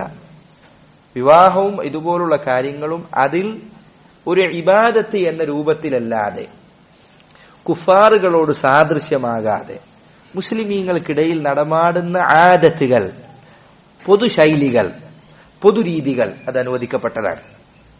അത് ഇസ്ലാമിലെ നിയമങ്ങളിൽപ്പെട്ടതാണ്. ഇസ്ലാമിൽ പൊതുവെ നാട്ടിൽ നടമാടുന്ന ഇസ്ലാമിന് വിരുദ്ധമല്ലാത്ത, പ്രത്യേകം ശ്രദ്ധിക്കുക, ഞാൻ രണ്ട് നിബന്ധന പറഞ്ഞു. ഒന്ന്, ഇസ്ലാമിന് വിരുദ്ധമാകരുത്. രണ്ട്, കുഫാറുകളോട് സാദൃശ്യമുള്ളതാകരുത്. കുഫാറുകളോട് സാദൃശ്യം, ഉദാഹരണത്തിന് ഇപ്പോ ചില വിവാഹങ്ങളിൽ തുടങ്ങിയിട്ടുണ്ട്. എന്താ വിവാഹത്തിലുള്ളത്? കല്യാണം അങ്ങ് കഴിഞ്ഞാൽ, നിക്കാഹ് അങ്ങ് കഴിഞ്ഞാൽ പുതിയെണ്ണു വരും. ചിലപ്പോ അവന്റെ മണിയറിന്റെ ഉള്ളിലായിരിക്കും, അല്ലെങ്കിൽ സ്റ്റേജിന്റെ മുന്നിൽ എല്ലാവരും കാണുന്ന രൂപത്തിൽ. എന്നിട്ട് ഈ ചെങ്ങാതി ഈ പെണ്ണിന് മാല കെട്ടിക്കൊടുക്കുക. ഇത് എവിടുന്ന് വന്നതാ? ഇത് താലി കെട്ടുക എന്ന സമ്പ്രദായത്തിൽ നിന്ന് വന്നതാണ്. എങ്ങനെ കുഫാറുകളോട് സാദൃശ്യമുള്ള രീതികൾ പാടില്ല. അവരുടെ അടുക്കൽ നിന്നുള്ള ആചാരങ്ങൾ അത് മുസ്ലിമീങ്ങളുടെ ഇടയിൽ പ്രചരിച്ചാൽ പോലും ചെയ്യാൻ പാടില്ല. അതേപോലെ തന്നെ ഇസ്ലാം വിലക്കിയ ആചാരങ്ങളാണെങ്കിൽ അതും പാടില്ല. ചില നാട്ടിൽ പല ജാതി തോന്നിവാസങ്ങൾ ചില നാട്ടിലെ ആചാരങ്ങൾ നടക്കലുണ്ട്. ചിലതൊന്നും പറയാൻ തന്നെ പറ്റൂല. ചിലയിടത്ത് കാണാം വീട്ടിലേക്ക് പുതിയണ്ണിനെയും കയ്യിലെടുത്ത് ഇങ്ങനെ പുതിയാപ്പള നടന്നു വരുന്നു, ഇവൻ അവിടെ വരെ നടത്തി ഇങ്ങനെ പൊക്കിക്കൊണ്ടിരണം. ഇതൊക്കെ തോന്നിവാസമാണ്, വൃത്തികേടാണ്. ഒരു മനുഷ്യന്റെ മുന്നിൽ കാണാൻ പറ്റിയതല്ല. ഇസ്ലാമിൽ സ്ത്രീ അവനാന്റെ ഭാര്യയുമായി പരസ്യമായിട്ട് റോട്ടിലല്ല ഇരുന്നിട്ട് ഇത്തരം കാര്യങ്ങൾ ചെയ്യാൻ പാടില്ല, പുറത്ത് ചെയ്യാൻ പാടില്ല. എന്റെ ഭാര്യയല്ലേന്ന് വെച്ചിട്ട് ചില ആൾക്കാർ കാണാം ബീച്ചിലൊക്കെ പോയിരുന്ന് കെട്ടിപ്പിടിക്കുക. ഇങ്ങനെ ചെയ്യരുത്. അത് വീട്ടിന്റെ ഉള്ളിൽ ചെയ്യേണ്ടതാണ്. വീട്ടിന്റെ ഉള്ളിൽ ചെയ്യേണ്ടത് വീട്ടിന്റെ ഉള്ളിലാണ്. അത് പുറത്ത് പരസ്യമായ ആളുകൾക്ക് മുന്നിൽ ചെയ്യാൻ പാടില്ലാത്ത കാര്യമാണ്. അപ്പൊ ഇങ്ങനെയുള്ള ഇസ്ലാമിന് വിരുദ്ധമായ ആചാരങ്ങളാണെങ്കിൽ പാടില്ല. കുഫാറുകളുടെ ആചാരങ്ങളിൽ പെട്ടതാണെങ്കിൽ അത് പാടില്ല. അതല്ലാത്ത ആചാരങ്ങൾ, ചിലപ്പോ പുതിയ എണ്ണിന്റെ വീട്ടുകാർ പറയും, ആങ്ങൾ നിക്കാഹ് ഞങ്ങളാണ്ട് പൊയ്ക്കോളി, നമ്മൾ ഓളെ കൊടുന്നോണ്ട് എന്റെ ഒപ്പം തന്നെ കൊണ്ടുപോകണം എന്നൊന്നും വാശി പിടിക്കുന്നില്ല. ആയിക്കോട്ടെ, നിങ്ങളങ്ങനെ കൊണ്ടുപോയി. അപ്പൊ ഇങ്ങനെ ഓരോ നാട്ടിലും ചിലപ്പോൾ നടപ്പിലാകുന്ന ചില നാട്ടാചാരങ്ങൾ ഉണ്ടാകും. അത് ഇസ്ലാമിന് വിരുദ്ധമല്ലെങ്കിൽ, അതിൽ ഇസ്ലാം ഹറാമാക്കിയ കാര്യമില്ലെങ്കിൽ, അതുപോലെ തന്നെ കുഫാറുകൾക്ക് അവരോട് സദൃശ്യമാകുന്ന കാര്യമില്ലെങ്കിൽ അത് അനുവദനീയമാണ്. ഇത് നമ്മൾ പഠിക്കേണ്ട അടിസ്ഥാനമാണ്. ചില ആളുകളുടെ വിവാഹങ്ങൾ സുബ്ഹാനല്ലാഹ്, ആ ഒരൊറ്റ വിവാഹം നടക്കുന്ന വീട്ടുകാരായിട്ടൊക്കെ തെറ്റിയിട്ടുണ്ടാവും. ബാപ്പാര് തെറ്റി, ഉമ്മാര് തെറ്റി, ജ്യേഷ്ഠന്മാര് തെറ്റി, എല്ലാവരും തെറ്റിയിട്ടായിരിക്കും എന്റെ വിവാഹം കഴിഞ്ഞിട്ടുണ്ടാവും. അങ്ങനെ ആവേണ്ടതില്ല. ഇസ്ലാം അനുവദിച്ച കാര്യങ്ങൾ അത് നമുക്ക് അതിൽ വിശാലതയാകാവുന്നതാണ്. അതിൽപ്പെട്ടതാണ് ഇത്തരം കാര്യങ്ങൾ. ചിലപ്പോ നാട്ടിൽ ഓഡിറ്റോറിയത്തിൽ വിവാഹം നടത്തുക എന്നുള്ളത് അവനത് സാധിക്കുന്നതാണ്. അത് സാമ്പത്തികമായി പ്രയാസമില്ല.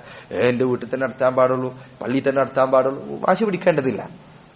അപ്പൊ ഇങ്ങനെയുള്ള കാര്യങ്ങൾ അതിൽ പൊതു നാട്ടാചാരങ്ങൾ പരിഗണിക്കുന്നത് അനുവദനീയമാണ്. അപ്പൊ സഹോദരങ്ങളെ, വലീമ നടത്തുന്നത് ഈ പറഞ്ഞ രൂപത്തിൽ വിവാഹത്തിന്റെ കരാർ, നിക്കാഹ് നടന്നതിന് ശേഷമോ അതല്ലെങ്കിൽ വീട് കൂടുന്നതിന് മുൻപോ, വീട് കൂടുന്ന സന്ദർഭത്തിലോ വീട് കൂടിയതിന് ശേഷമോ ഒക്കെ വലീമ നടത്താവുന്നതാണ്. ഇബ്നു ഹജർ അസ്ഖലാനി റഹിമഹുല്ലാഹ് അദ്ദേഹം പറഞ്ഞതായി കാണാം, വലീമക്ക് ഒരു പ്രത്യേക സമയം ഇസ്ലാം നിശ്ചയിച്ചിട്ടില്ല. എപ്പോഴും കൊടുക്കാം. വേണമെങ്കിൽ വീട് കൂടി 3-4 ദിവസം കഴിഞ്ഞിട്ട് വേണമെങ്കിൽ കൊടുക്കാം, അല്ലെങ്കിൽ 1-2 ദിവസം കഴിഞ്ഞിട്ടും കൊടുക്കാം. അതും അനുവദനീയ. നബി സല്ലല്ലാഹു അലൈഹി വസല്ലം അവിടുന്ന് സഫിയ റളിയല്ലാഹു അൻഹയുമായുള്ള വിവാഹം നടത്തിയ സന്ദർഭത്തിൽ അവിടുത്തെ വലീമ 3 ദിവസം ഉണ്ടായിരുന്നു എന്ന് ഹദീസിൽ കാണാം. 3 ദിവസം നബി സല്ലല്ലാഹു അലൈഹി വസല്ലം വലീമ കൊടുത്തിരുന്നു. അപ്പൊ ചില പണ്ഡിതന്മാർ 3 ദിവസം വലീമ കൊടുക്കാൻ നടത്തുന്നത് അത് സുന്നത്താണെന്ന് പറഞ്ഞ ആൾക്കാരുണ്ട്. 3 ദിവസം വലീമ കൊടുക്കുക, ഒരു അയൽവാസികളെ വിളിക്കുക, ഒരു ദിവസം വേറെ ആർക്കെങ്കിലും വിളിക്കുക, ഫ്രണ്ട്സിനെ വിളിക്കുക, ഒരു ദിവസം കുടുംബത്തിനെ വിളിക്കുക. ഇതൊക്കെ പ്രയാസമില്ലെങ്കിൽ, ഇനി ഒരാൾ ബുദ്ധിമുട്ടിയിട്ട് 3 ദിവസം വലീമ നടത്താൻ പറ്റില്ല, ഒരു ദിവസം നടത്തിയാൽ മതി. അപ്പൊ ഇതൊക്കെ എളുപ്പമുള്ള കാര്യം. നബി സല്ലല്ലാഹു അലൈഹി വസല്ലം 3 ദിവസം സഫിയ റളിയല്ലാഹു അൻഹ വലീമ നടത്തിയിട്ടുണ്ട്. സൈനബ് റളിയല്ലാഹു അൻഹയുടെ വലീമ റസൂലുള്ളാഹി സ്വല്ലല്ലാഹു അലൈഹി വസല്ലം മറ്റൊരു ഭാര്യയ്ക്കും നൽകാത്ത വലീമയാണ് നൽകിയത്. ഏറ്റവും വലിയ വലീമ നൽകിയത് സൈനബ് റളിയല്ലാഹു അൻഹയുടെ വിവാഹത്തിലാണ്. റസൂലുള്ളാഹി അന്ന് ഒരു ആടിനെ അറുത്തു. അതാണ് ഏറ്റവും വലിയ വലീമ. നബി സല്ലല്ലാഹു അലൈഹി വസല്ലമയുടെ കാലത്ത് റസൂൽ നടത്തിയ ഏറ്റവും വലിയ വലീമ ഒരു ആടിനെ അറുത്ത് നടത്തിയ വലീമ. ആരുടെ വിവാഹത്തിന്? സൈനബ് റളിയല്ലാഹു അൻഹയുമായുള്ള വിവാഹത്തിന്.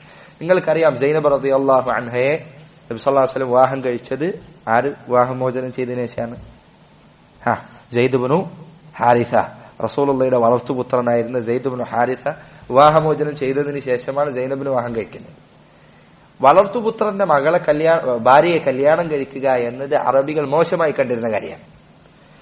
ഈ വിധി ജനങ്ങളെ പഠിപ്പിക്കുക, ഇപ്പൊ തെറ്റില്ല, വളർത്തുപുത്രന്റെ ഭാര്യ വിവാഹം കഴിക്കുന്നതിൽ തെറ്റില്ല എന്ന് അറബികളെ പഠിപ്പിക്കുക എന്നത് ഈ വിവാഹത്തിന് പിന്നിലുള്ള ഒരു ലക്ഷ്യമായിരുന്നു. അതുകൊണ്ടാണ് റസൂലുള്ള എല്ലാരെയും വിളിച്ച് വലീമ നടത്തിയത്.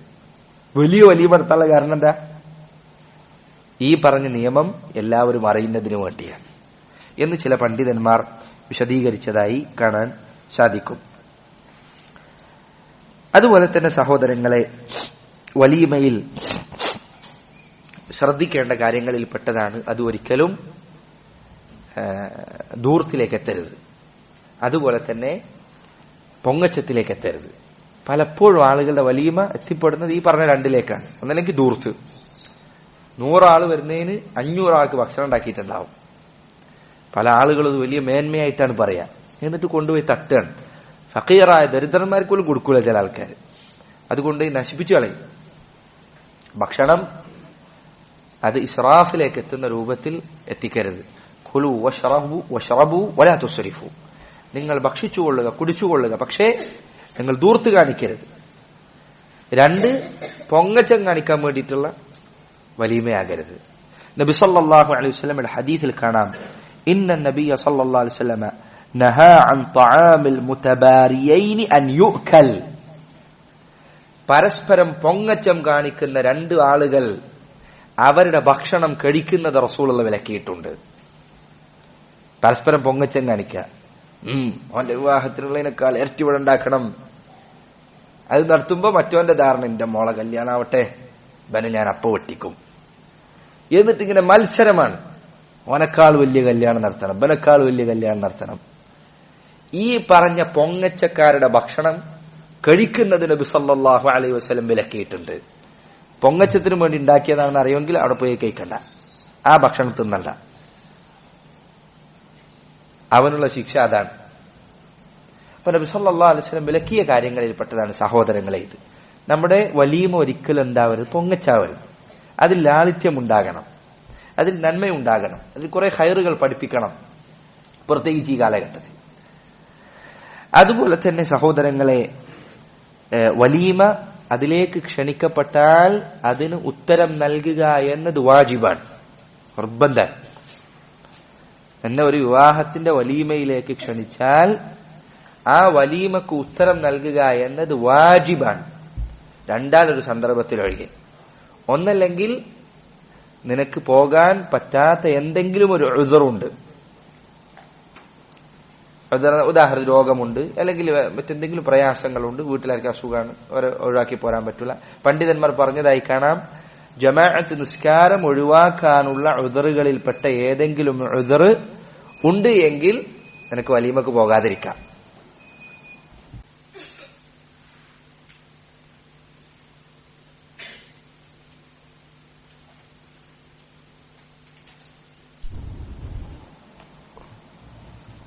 ഒരു വലീമക്ക് ക്ഷണിക്കപ്പെട്ടാൽ അതിന് ഉത്തരം നൽകുക എന്നത് നിർബന്ധമാണ്. എന്തെങ്കിലും ഒരു ഉദ്ർ ഉണ്ടെങ്കിലൊഴികെ. ഉദ്റിൽപ്പെട്ടതാണ് രോഗം, അതല്ലെങ്കിൽ അത്യാവശ്യമായി വരുന്ന എന്തെങ്കിലും യാത്രകൾ, ഇങ്ങനെയുള്ള കാര്യങ്ങൾ.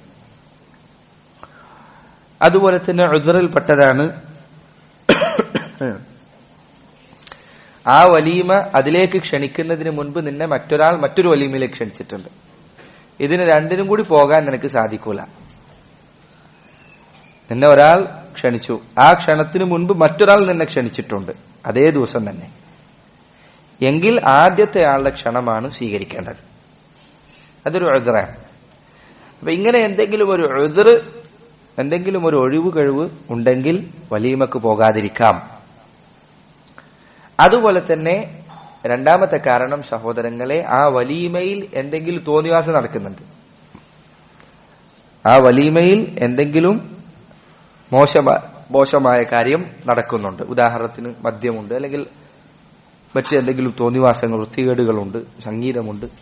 ഇങ്ങനെ ഒരു മുസ്ലിമിന് ചെന്നു ചേരാൻ പറ്റാത്ത വലീമക്ക് നിന്നെ ക്ഷണിച്ച ആളുകൾ അവരുടെ കാരണത്താൽ സംഭവിക്കുന്ന എന്തെങ്കിലും തിന്മകൾ അവിടെ ഉണ്ടെങ്കിൽ അതിന് പോകാൻ പാടില്ല. എന്താ അവരുടെ കാരണത്താൽ എന്ന് പറയാൻ കാരണം? വലീമക്ക് വന്നെത്തിയ, ക്ഷണം സ്വീകരിച്ചു വന്ന ആളുകൾ അവരവിടെ നിന്ന് പുകവലിക്കുന്നുണ്ട്, അവരുടെ നിന്ന് വേറെ, അത് അവരോടുള്ള വലീമ അവരുടെ വലീമക്ക് പോകാതിരിക്കാനുള്ള കാരണമല്ല. അവിടെ ആരെങ്കിലും എന്തെങ്കിലും തോന്നിയാസം ചെയ്യുന്നുണ്ട് എന്നത് നീ ആ വലീമക്ക് പോകാതിരിക്കാനുള്ള കാരണമല്ല. വലീമ നടത്തുന്ന ആളുകൾ, വിവാഹം നടത്തുന്ന ആളുകൾ, അവരെന്തെങ്കിലും തിന്മകൾ അവിടെ ചെയ്യുന്നുണ്ട്, അവരെ കൊണ്ട് നടക്കുന്ന തിന്മകളുണ്ട് എങ്കിൽ ആ വലീമക്ക് പോകേണ്ടില്ല. നബി സല്ലല്ലാഹു അലൈഹി വസല്ലം അലി റളിയല്ലാഹു അൻഹു അദ്ദേഹത്തെ വീട്ടിലേക്ക് ഭക്ഷണത്തിനായി ക്ഷണിച്ചു. റസൂലുള്ള വീട്ടിലേക്ക് വന്നപ്പോൾ വിരിപ്പിന് മുകളിൽ ചില ചിത്രങ്ങൾ കണ്ടു. അവിടുന്ന് തിരിച്ചുപോയി. അപ്പോ വലീമക്ക് പങ്കെടുക്കുക എന്നത് വാജിബാണ്. നബി സല്ലല്ലാഹു അലൈഹി വസല്ലം ഹദീസിൽ കാണാം, ഇദാ ദുഇയ അഹദുകും ഇലൽ വലീമതി ഫലിയഅതിഹാ, നിങ്ങൾ ആരെങ്കിലും വലീമക്ക് ക്ഷണിക്കപ്പെട്ടാൽ, വിവാഹത്തിന്റെ വലീമക്ക് ക്ഷണിക്കപ്പെട്ടാൽ ഫലിയഅതിഹാ, നിങ്ങൾ അതിലേക്ക് നിർബന്ധമായി പോകണം. ഇവിടെ പണ്ഡിതന്മാർ വിശദീകരിച്ചതായി കാണാം, വലീമക്ക് നിങ്ങളെ ക്ഷണിച്ചാൽ എന്നതുകൊണ്ട് ഉദ്ദേശിക്കുന്നത് നിന്നെ തന്നെ പ്രത്യേകമായി ക്ഷണിച്ചാലാണ്. 4-5 ആൾക്കാർ ഇങ്ങനെ കൂടിയിരിക്കുന്നുണ്ട്. അപ്പൊ ഒരാൾ വന്നിട്ട് പറഞ്ഞു, ഇന്ന് കല്യാണം 10-ാം തീയതിയാണ്, നമ്മളെല്ലാരും വരണട്ടോ എന്ന് പറഞ്ഞു. അത് വ്യക്തിപരമായ ക്ഷണമല്ല, അത് ആ കൂട്ടം എല്ലാ ആൾക്കാരെയും ക്ഷണിച്ചതാണ്. ആ വലീമക്ക് പോകുക എന്നത് നിർബന്ധമില്ല.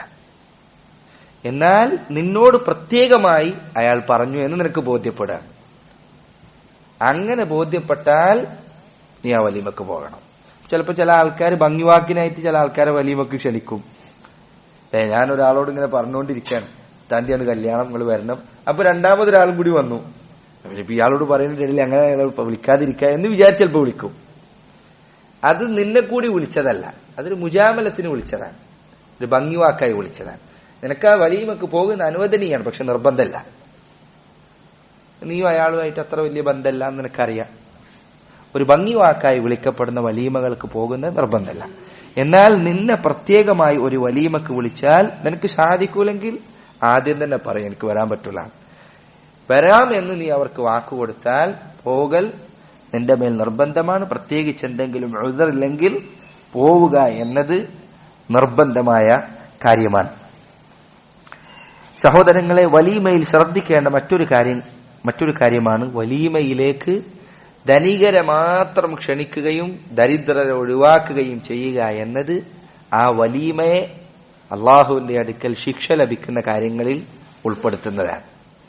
നബി സല്ലല്ലാഹു അലൈഹി വസല്ലം അവിടുന്ന് പറഞ്ഞു, ശർറു ത്വആമി ത്വആമുൽ വലീമ യുംനഉഹാ മൻ യഅതീഹാ വയുദ്ആ ഇലൈഹാ മൻ യഅബാഹാ. ഭക്ഷണങ്ങളുടെ കൂട്ടത്തിൽ ഏറ്റവും മോശമായ ഭക്ഷണ സദസ്സ് ധനികർ മാത്രം ക്ഷണിക്കപ്പെടുന്ന, പാവപ്പെട്ടവർ തടയപ്പെടുന്ന വലീമകളാണ്. ചില കല്യാണത്തിന് ആൾക്കാർ സ്റ്റാറ്റസ് നോക്കിയിട്ട് 2-3 ദിവസത്തെ വലീമ ഉണ്ടാക്കും. നാട്ടിലുള്ളതാണ് ഇതൊക്കെ. പാവപ്പെട്ട കുടുംബക്കാര്, ദരിദ്രരായ ആൾക്കാർ, അവർക്കൊരു ദിവസം, മോഡറേറ്റ് ആൾക്കാർക്ക് വേറൊരു ദിവസം, അവന്റെ വലിയ സ്റ്റാറ്റസ് സിംബലിനൊക്കെ പറ്റിയ ആൾക്കാരാണെങ്കിൽ അവർക്ക് 3-ാമത്തെ ദിവസം, ഓരോരുത്തർക്കും ഓരോ ടൈപ്പ് ഭക്ഷണം. ഇങ്ങനെ പാവപ്പെട്ടവരെ മാറ്റി നിർത്തുന്ന, പണക്കാരെ മാത്രം വിളിച്ചുകൂട്ടുന്ന കല്യാണങ്ങൾ, അത്തരം വിവാഹങ്ങൾ ഏറ്റവും മോശമായ വിവാഹത്തിൽപ്പെട്ടതാണ്. മുസ്ലിം സമൂഹം ഇത് പഠിക്കണം. നമ്മുടെ ഉമ്മത്ത് നന്നായി മനസ്സിലാക്കണം. നമ്മളെ ഉമ്മത്തിലെ പാവപ്പെട്ട ആളുകൾ, ദരിദ്രരായ ആളുകൾ, അവരെ കൊണ്ടാണ് നമുക്ക് ഭക്ഷണം കിട്ടുന്നത്. അവരുടെ ദുആ കൊണ്ടും അവരുടെ പ്രാർത്ഥനകൾ കൊണ്ടും. നബി സല്ലല്ലാഹു അലൈഹി വസല്ലം ഹദീസിൽ വന്നതാണത്. ഇന്നമാ തുർസഖൂന ബിദുഅഫാഇകും ബിദഅവാതിഹിം വഇഖ്ലാസിഹിം.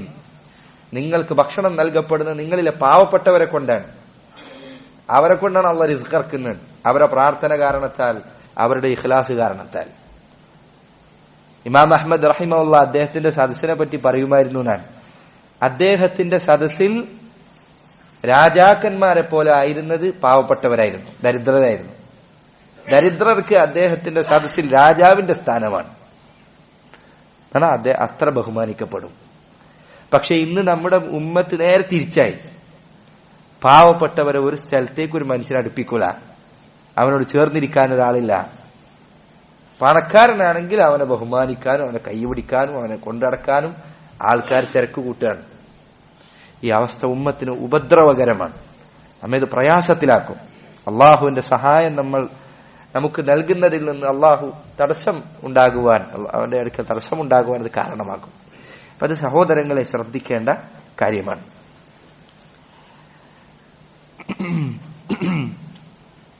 ഇതാണ് 4ാമത്തെ കാര്യം. 5ാമത്തെ കാര്യം, വലീമക്ക് പോയാൽ, വിവാഹ സദസ്സിലേക്ക് പോയാൽ അന്ന് വിവാഹിതരാകുന്ന വധുവാകട്ടെ വരനാകട്ടെ അവർക്ക് വേണ്ടി ദുആ ചെയ്യുന്നത് നബി സല്ലല്ലാഹു അലൈഹി വസല്ലം പഠിപ്പിച്ച സുന്നത്തുകളിൽപ്പെട്ടതാണ്.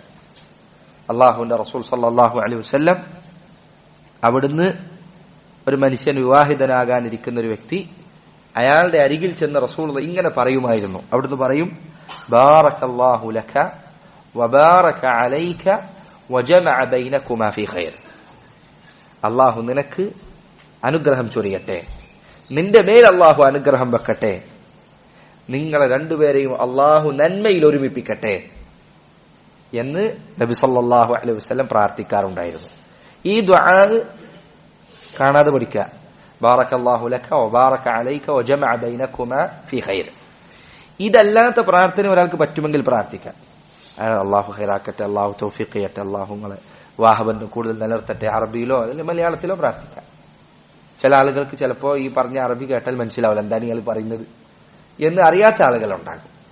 അങ്ങനെയാണെങ്കിൽ അവരോട് മലയാളത്തിൽ കൂടി ഇത് പ്രാർത്ഥിച്ചു കൊടുക്കുക. അവർക്കതൊരു സന്തോഷമാണ്. ഇനി അവർക്ക് വേണ്ടി ദുആ ചെയ്യാം. ഭക്ഷണത്തിന് പോയാൽ അവർക്ക് വേണ്ടി പ്രാർത്ഥിക്കാം. ഭക്ഷണം കഴിച്ചാലോ ഭക്ഷണം നമുക്ക് വേണ്ടി ഒരാൾ ഭക്ഷണം ഉണ്ടാക്കി തന്നാൽ അയാൾക്ക് വേണ്ടി പ്രാർത്ഥിക്കണം എന്നാണ്.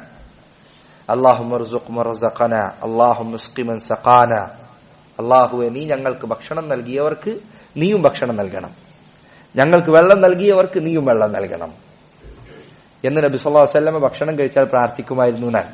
അതല്ലെങ്കിൽ അവിടുന്ന് പറയും, അകല തആമകുമുൽ അബ്റാർ അഫ്തറ ഇൻദകുമുസ് സായിമൂൻ വഅകല തആമകുമുൽ അബ്റാർ വസല്ലത അലൈക്കുമുൽ മലായിക. പുണ്യവാന്മാർ നിങ്ങളുടെ ഭക്ഷണം കഴിച്ചിരിക്കുന്നു, നിങ്ങളുടെ അരികിൽ നോമ്പുകാർ നോമ്പ് തുറന്നിരിക്കുന്നു, മലക്കുകൾ നിങ്ങൾക്ക് വേണ്ടി പ്രാർത്ഥിച്ചിരിക്കുന്നു എന്ന് നബി സല്ലല്ലാഹു അലൈഹി വസല്ലം ഭക്ഷണം കഴിച്ചാൽ പറയുമായിരുന്നു.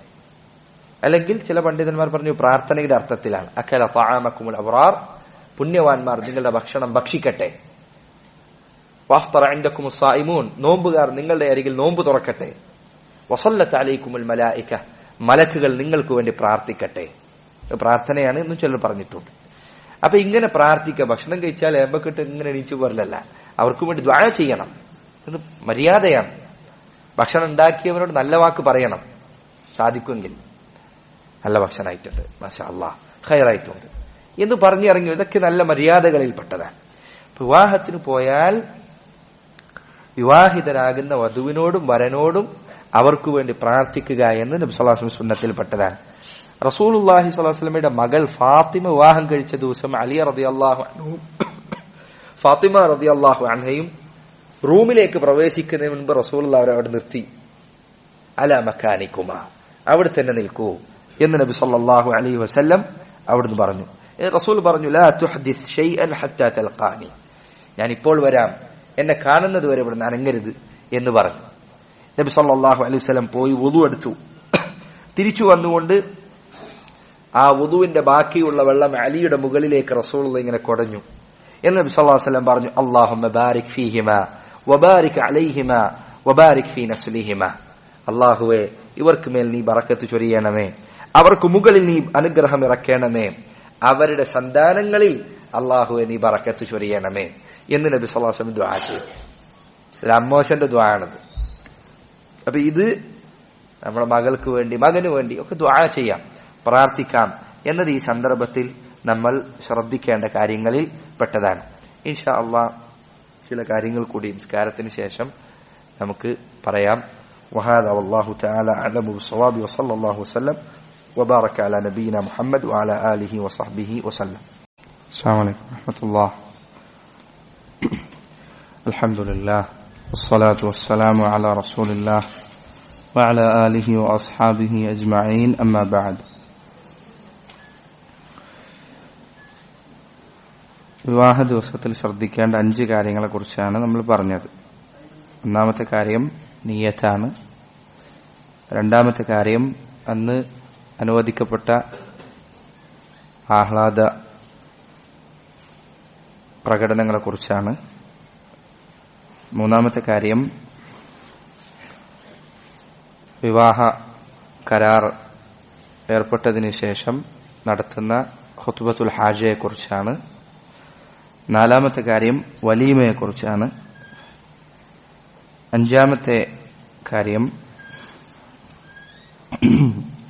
അഞ്ചാമത്തെ കാര്യം വധൂവരന്മാർക്ക് വേണ്ടിയുള്ള പ്രാർത്ഥനയെക്കുറിച്ചാണ്.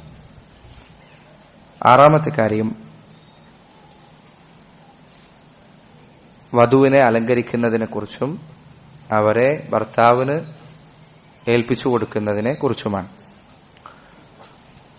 വിവാഹ ദിവസം വധുവിനെ ഏറ്റവും നല്ല ഭംഗിയുള്ള രൂപത്തിൽ വരനെ ഏൽപ്പിക്കുക എന്നത് സുന്നത്താണ്.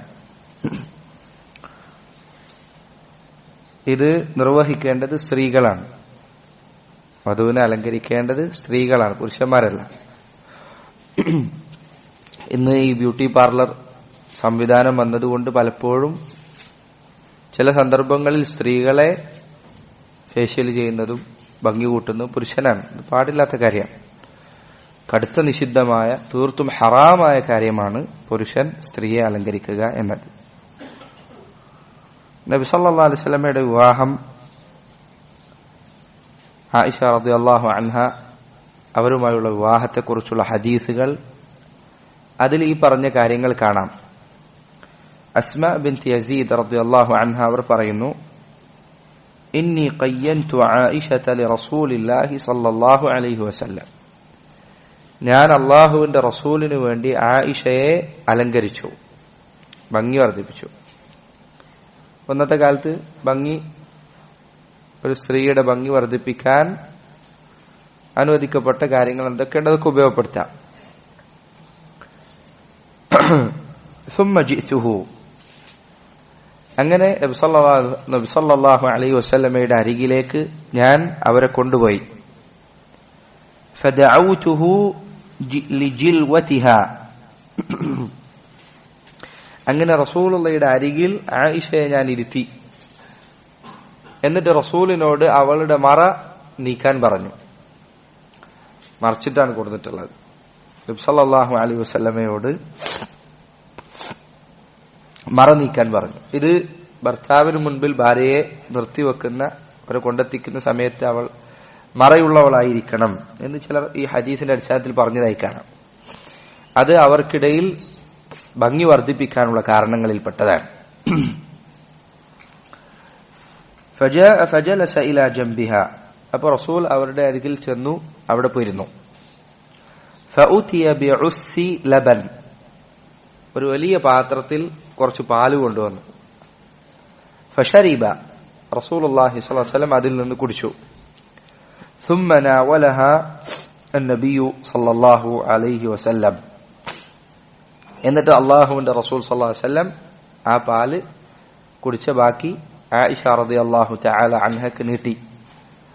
ഫഖഫദത് റഅസഹ വസ്തഹയത്, അപ്പോൾ അവർ തല താഴ്ത്തുകയും ലജ്ജ കാണിക്കുകയും ചെയ്തു എന്ന് ഹദീസിൽ കാണാം. ഇതിൽ കുറെ സുന്നത്തുകളുണ്ട്. ഒന്ന്, ഭാര്യയെ അല്ലെങ്കിൽ പുതുമണവാട്ടിയെ അലങ്കരിക്കുക എന്നത് സുന്നത്താണ്.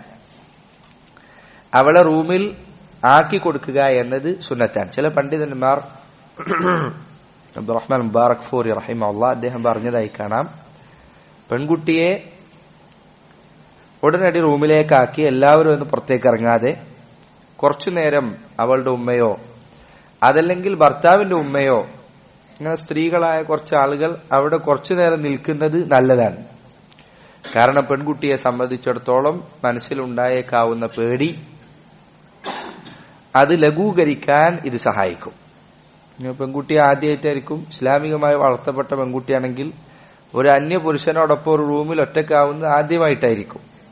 അത് അവളെ ഭയത്തിലാക്കിയിട്ടുണ്ടാകാം. അപ്പൊ അത് ലഘൂകരിക്കാൻ സഹായിക്കുന്ന കാര്യമാണ് മണവാട്ടിയെ ഭർത്താവിന്റെ മുറിയിലാക്കിയതിന് ശേഷം കുറച്ചു നേരം അവിടെ അവർ നിൽക്കുക എന്നുള്ളത്, എന്നിട്ട് തമാശ പറയാന്നുള്ളത്. പുതിയാപ്പിളോട് എന്തെങ്കിലുമൊക്കെ പറയാ, തിരിച്ചു ഇങ്ങോട്ട് എന്തെങ്കിലുമൊക്കെ പറയാ, ഇങ്ങനെ തമാശ പറയാന്നുള്ളത് എന്താണ് അനുവദിക്കപ്പെടുന്നത്. ഇതൊക്കെ ഹദീസിൽ വന്നിട്ടുണ്ട്. അത്ഭുതമാണ് അതൊക്കെ. നബി സല്ലല്ലാഹു അലൈഹി വസല്ലം അവിടുന്ന് ഒരു വിവാഹവുമായി ബന്ധപ്പെട്ട് എങ്ങനെ ഒരു പെണ്ണിനെ റൂമിലേക്ക് എത്തിക്കണം എന്നതുവരെ ഹദീസിൽ വിശദമായുണ്ട്. ചില ഹദീസുകളിൽ കാണാം, ആയിഷ റളിയല്ലാഹു അൻഹ പറയാണ്, ഞാൻ അള്ളാഹുവിന്റെ റസൂൽ മുറിയിലേക്ക് ചെന്നപ്പോൾ അവിടെ അൻസാരികളായ സ്ത്രീകൾ ധാരാളം പേരുണ്ട്. അവരിങ്ങനെ വർത്താനം പറഞ്ഞിരിക്കുന്നുണ്ട്. അങ്ങനെ കുറച്ചു കഴിഞ്ഞ് നബി സല്ലല്ലാഹു അലൈഹി വസല്ലം വന്നു, അവിടത്തേക്ക് ഈ പാല് കൊടുത്തു. അവിടുന്ന് അത് കുടിച്ചതിന് ശേഷം ബാക്കി ആയിഷക്ക് കൊടുത്തു. അപ്പൊ അവരത് കുടിച്ചില്ല, നാണം കാണിച്ചു. അപ്പോൾ അസ്മാ റളിയല്ലാഹു അൻഹ ആയിഷ ബീവിനെ അത് വേഗം കുടിക്കാൻ പറഞ്ഞു. അല്ലെ, അപ്പുറത്തുനിന്ന് ഒരാൾ പറഞ്ഞു കഴിഞ്ഞാൽ അപ്പൊ പെണ്ണുങ്ങളും കുടിക്കും. ഹദീസിൽ കാണാം, ഫനഹർതുഹ, ഞാൻ അവളോട് ദേഷ്യം പിടിച്ചു. ദേഷ്യം പിടിച്ചു എന്ന് പറഞ്ഞാൽ ശരിക്ക് ദേഷ്യം പിടിച്ചു എന്നല്ല. സാധാരണ നമുക്കൊക്കെ അറിയാം, നമ്മൾ സ്നേഹത്തിന്റെ രൂപത്തിൽ ദേഷ്യം പിടിക്കും. ഇപ്പൊ കുടിക്കാൻ കിട്ടുന്ന അറിയില്ലേ, അങ്ങനെ കുടിച്ചു. അങ്ങനെ ആയിഷ റളിയല്ലാഹു അൻഹ അവർ കുടിച്ചു. എന്നിട്ട് റസൂലുള്ളാഹി സ്വല്ലല്ലാഹു അലൈഹി വസല്ലം അതിൽ നിന്ന് കുറച്ചുകൂടി കുടിച്ചു. അത് അസ്മാ റളിയല്ലാഹു അൻഹ അവർക്ക് കൊടുത്തു. അപ്പോൾ അവർ അള്ളാഹുവിന്റെ റസൂൽ എവിടെ നിന്നാണോ കുടിച്ചത് അവിടെ തന്നെ കുടിച്ചു. നബി സല്ലല്ലാഹു അലൈഹി വസല്ലമയിൽ നിന്നുള്ള തബറുക്കിന്റെ രൂപങ്ങളിൽപ്പെട്ടതാണ് അത്, അവിടുത്തെ ബറക്കത്ത് എടുക്കുന്ന രൂപങ്ങളിൽപ്പെട്ടതാണ്. എന്നിട്ട് റസൂലുള്ളാഹി അവിടെ കൂടി അൻസാരി പെണ്ണുങ്ങളോട് ചോദിച്ചു, നിങ്ങൾക്ക് പാല് വേണമെന്ന് വെച്ചു. വേണ്ടെന്ന് പറഞ്ഞു. അപ്പൊ നബി സല്ലല്ലാഹു അലൈഹി വസല്ലം പറഞ്ഞു, നിങ്ങൾ വിശപ്പും കളവും കൂടി ഒരുമിച്ച് പറയരുത്. വിശപ്പുണ്ട് എന്നുള്ളതാണ് സത്യം. രണ്ടും കൂടി, വിശന്ന സമയത്ത് കളവും കൂടി പറയരുത്, കുടിച്ചോളാൻ പറഞ്ഞു. അപ്പോൾ അവർ ആ പാല് എടുത്തു കുടിച്ചു. ഇത് ഹദീസിൽ കാണാം. അപ്പോൾ ഈ രൂപത്തിൽ പെൺകുട്ടിയെ മുറിയിലാക്കുന്ന സന്ദർഭത്തിൽ അവരോടൊപ്പം കുറച്ചു നേരം ഇരിക്കുക എന്നത് സുന്നത്താണ്. വീട്ടുകാരോ ഭർത്താവിന്റെ വീട്ടിലുള്ളവരാണെങ്കിൽ പ്രത്യേകിച്ച്, കാരണം വേറെ വീട്ടിലേക്കാണ് വരുന്നത്. ആയിഷ ബീവിന്റെ ഹദീസിൽ കാണാം, അവരെ റസൂലുള്ളാഹിയുടെ വീട്ടിലേക്ക് കൊണ്ടുപോകുന്ന സമയത്ത് അവരെ സ്വീകരിക്കാൻ ആ വീട്ടിൽ അൻസാരികളായ സ്ത്രീകൾ ഉണ്ടായിരുന്നു. കാരണം ഈ പെൺകുട്ടി ആദ്യമായിട്ടൊരു വീട്ടിലേക്ക് കയറി വരാൻ, അവൾ ഇന്നുവരെ താമസിക്കാത്ത വീടാണ്. അപ്പൊ അവിടെ അവളുടെ കുടുംബത്തിൽപ്പെട്ട രണ്ടാൾക്കാർ വന്നിട്ട് അങ്ങനെ കാത്തിക്കുന്ന പോലെ ഉണ്ടെങ്കിൽ അവൾക്കൊരു മനസ്സിനൊരു എളുപ്പമുണ്ടാവും, ഒരു പേടി കുറച്ച് കുറയും, ഇത്തിരി സമാധാനമാവും. നിങ്ങൾ കാണാറുണ്ട് പലപ്പോഴും പെൺകുട്ടികൾ അവരവരുടെ വീട്ടിൽ നിന്ന് ഇറങ്ങി വരുന്നത് കരഞ്ഞിട്ടായിരിക്കും. ഉമ്മയെ വിട്ടുപിരിയുന്നതില്ല, ഉപ്പയെ വിട്ടുപിരിയുന്ന സങ്കടത്തിലായിരിക്കും.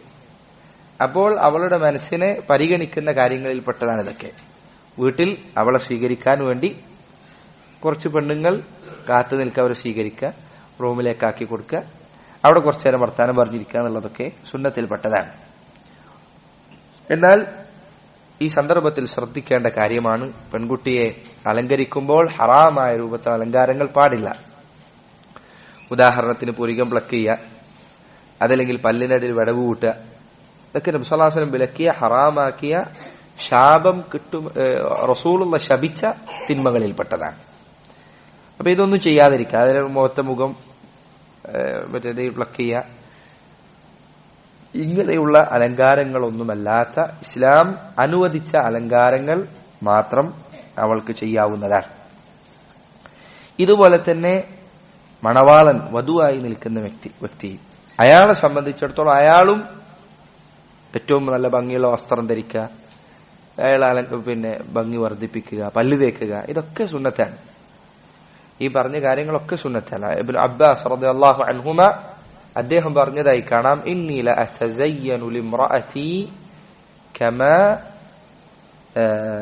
തതസയ്യനു ലി. എന്റെ ഭാര്യ എനിക്ക് വേണ്ടി അണിഞ്ഞൊരുങ്ങാറുള്ളതുപോലെ ഞാൻ അവൾക്ക് വേണ്ടി അണിഞ്ഞൊരുങ്ങാറുണ്ട്. അത് വലിയ സുന്നത്തുകളിൽപ്പെട്ടതാണ്. ഭർത്താവ് ഭാര്യയുടെ മുന്നിൽ, ഭാര്യ മോശം വേഷത്തിലോ മോശം കോലത്തിലോ ആയാൽ ഭർത്താവ് എന്തു പറയും? എന്റെ കോലം കണ്ടില്ലേ എന്നൊക്കെ പറയും. അവന്റെ കോലം മഹാമോശ. അപ്പൊ മുടി വാരിയിട്ടില്ല, ഒരു ഡ്രസ്സ് നല്ലതിട്ടിട്ടില്ല, അങ്ങനെ വരരുത്. ഇത് കല്യാണത്തിന്റെ അന്ന് മാത്രമല്ല, എല്ലാ ദിവസവും ശ്രദ്ധിക്കേണ്ട കാര്യമാണ്. നബി സല്ലല്ലാഹു അലൈഹി വസല്ലം വീട്ടിലേക്ക് പ്രവേശിച്ചാൽ ആദ്യം ചെയ്തിരുന്ന കാര്യം പല്ല് തേക്കുക എന്നുള്ളതാണ്. കാരണം ഭാര്യയുടെ അരികിലേക്ക് ചെല്ലുമ്പോൾ വായ മണക്കാതിരിക്കുക എന്നുള്ള ആവശ്യമാണ്. അപ്പോൾ സഹോദരങ്ങളെ, മണവാട്ടി അവളെ അലങ്കരിക്കാം, നമുക്ക് ഭംഗി വർദ്ധിപ്പിക്കാം. മണവാളന് ഇതുപോലെ തന്നെ പുരുഷന് യോജിച്ച ഭംഗി ആകുന്ന കാര്യങ്ങളൊക്കെ ചെയ്യാം. അതിൽ പെട്ടതല്ല താടി വടിക്കുക എന്നുള്ളത്. ചില ആളുകളുടെ ധാരണ ഭംഗി കൂട്ടുക എന്ന് പറഞ്ഞാൽ താടി വടിക്കലാണ്. താടി വടിക്കൽ ഭംഗിയല്ല, അത് വൈകൃതമാണ്, വൃത്തികേടാണ്. താടി പുരുഷന്റെ ഭംഗിയിൽപ്പെട്ടതാണ് എന്നതിൽ സംശയമില്ല. ഇങ്ങനെ മണവാട്ടിയെ അതല്ലെങ്കിൽ വധുവിനെ ഭർത്താവിന്റെ റൂമിലേക്ക് എത്തിച്ചു കൊടുക്കുക എന്നത്, ഈ രൂപത്തിൽ എത്തിച്ചു കൊടുക്കുക എന്നത് സുന്നത്തുകളിൽ പറഞ്ഞതായി കാണാം. നബി സല്ലല്ലാഹു അലൈഹി വസല്ലമയുടെ ഹദീസിൽ, പല ഹദീസുകളിലും അതിന് ബലം നൽകുന്ന പ്രവർത്തനങ്ങൾ കാണാൻ സാധിക്കും. ഏഴാമത്തെ കാര്യം, ഒരു ഭർത്താവ് തന്റെ ഭാര്യയുടെ അരികിലേക്ക് ചെല്ലുമ്പോൾ ആദ്യമായി അവളോട് പറയേണ്ട കാര്യം സലാമാണ്.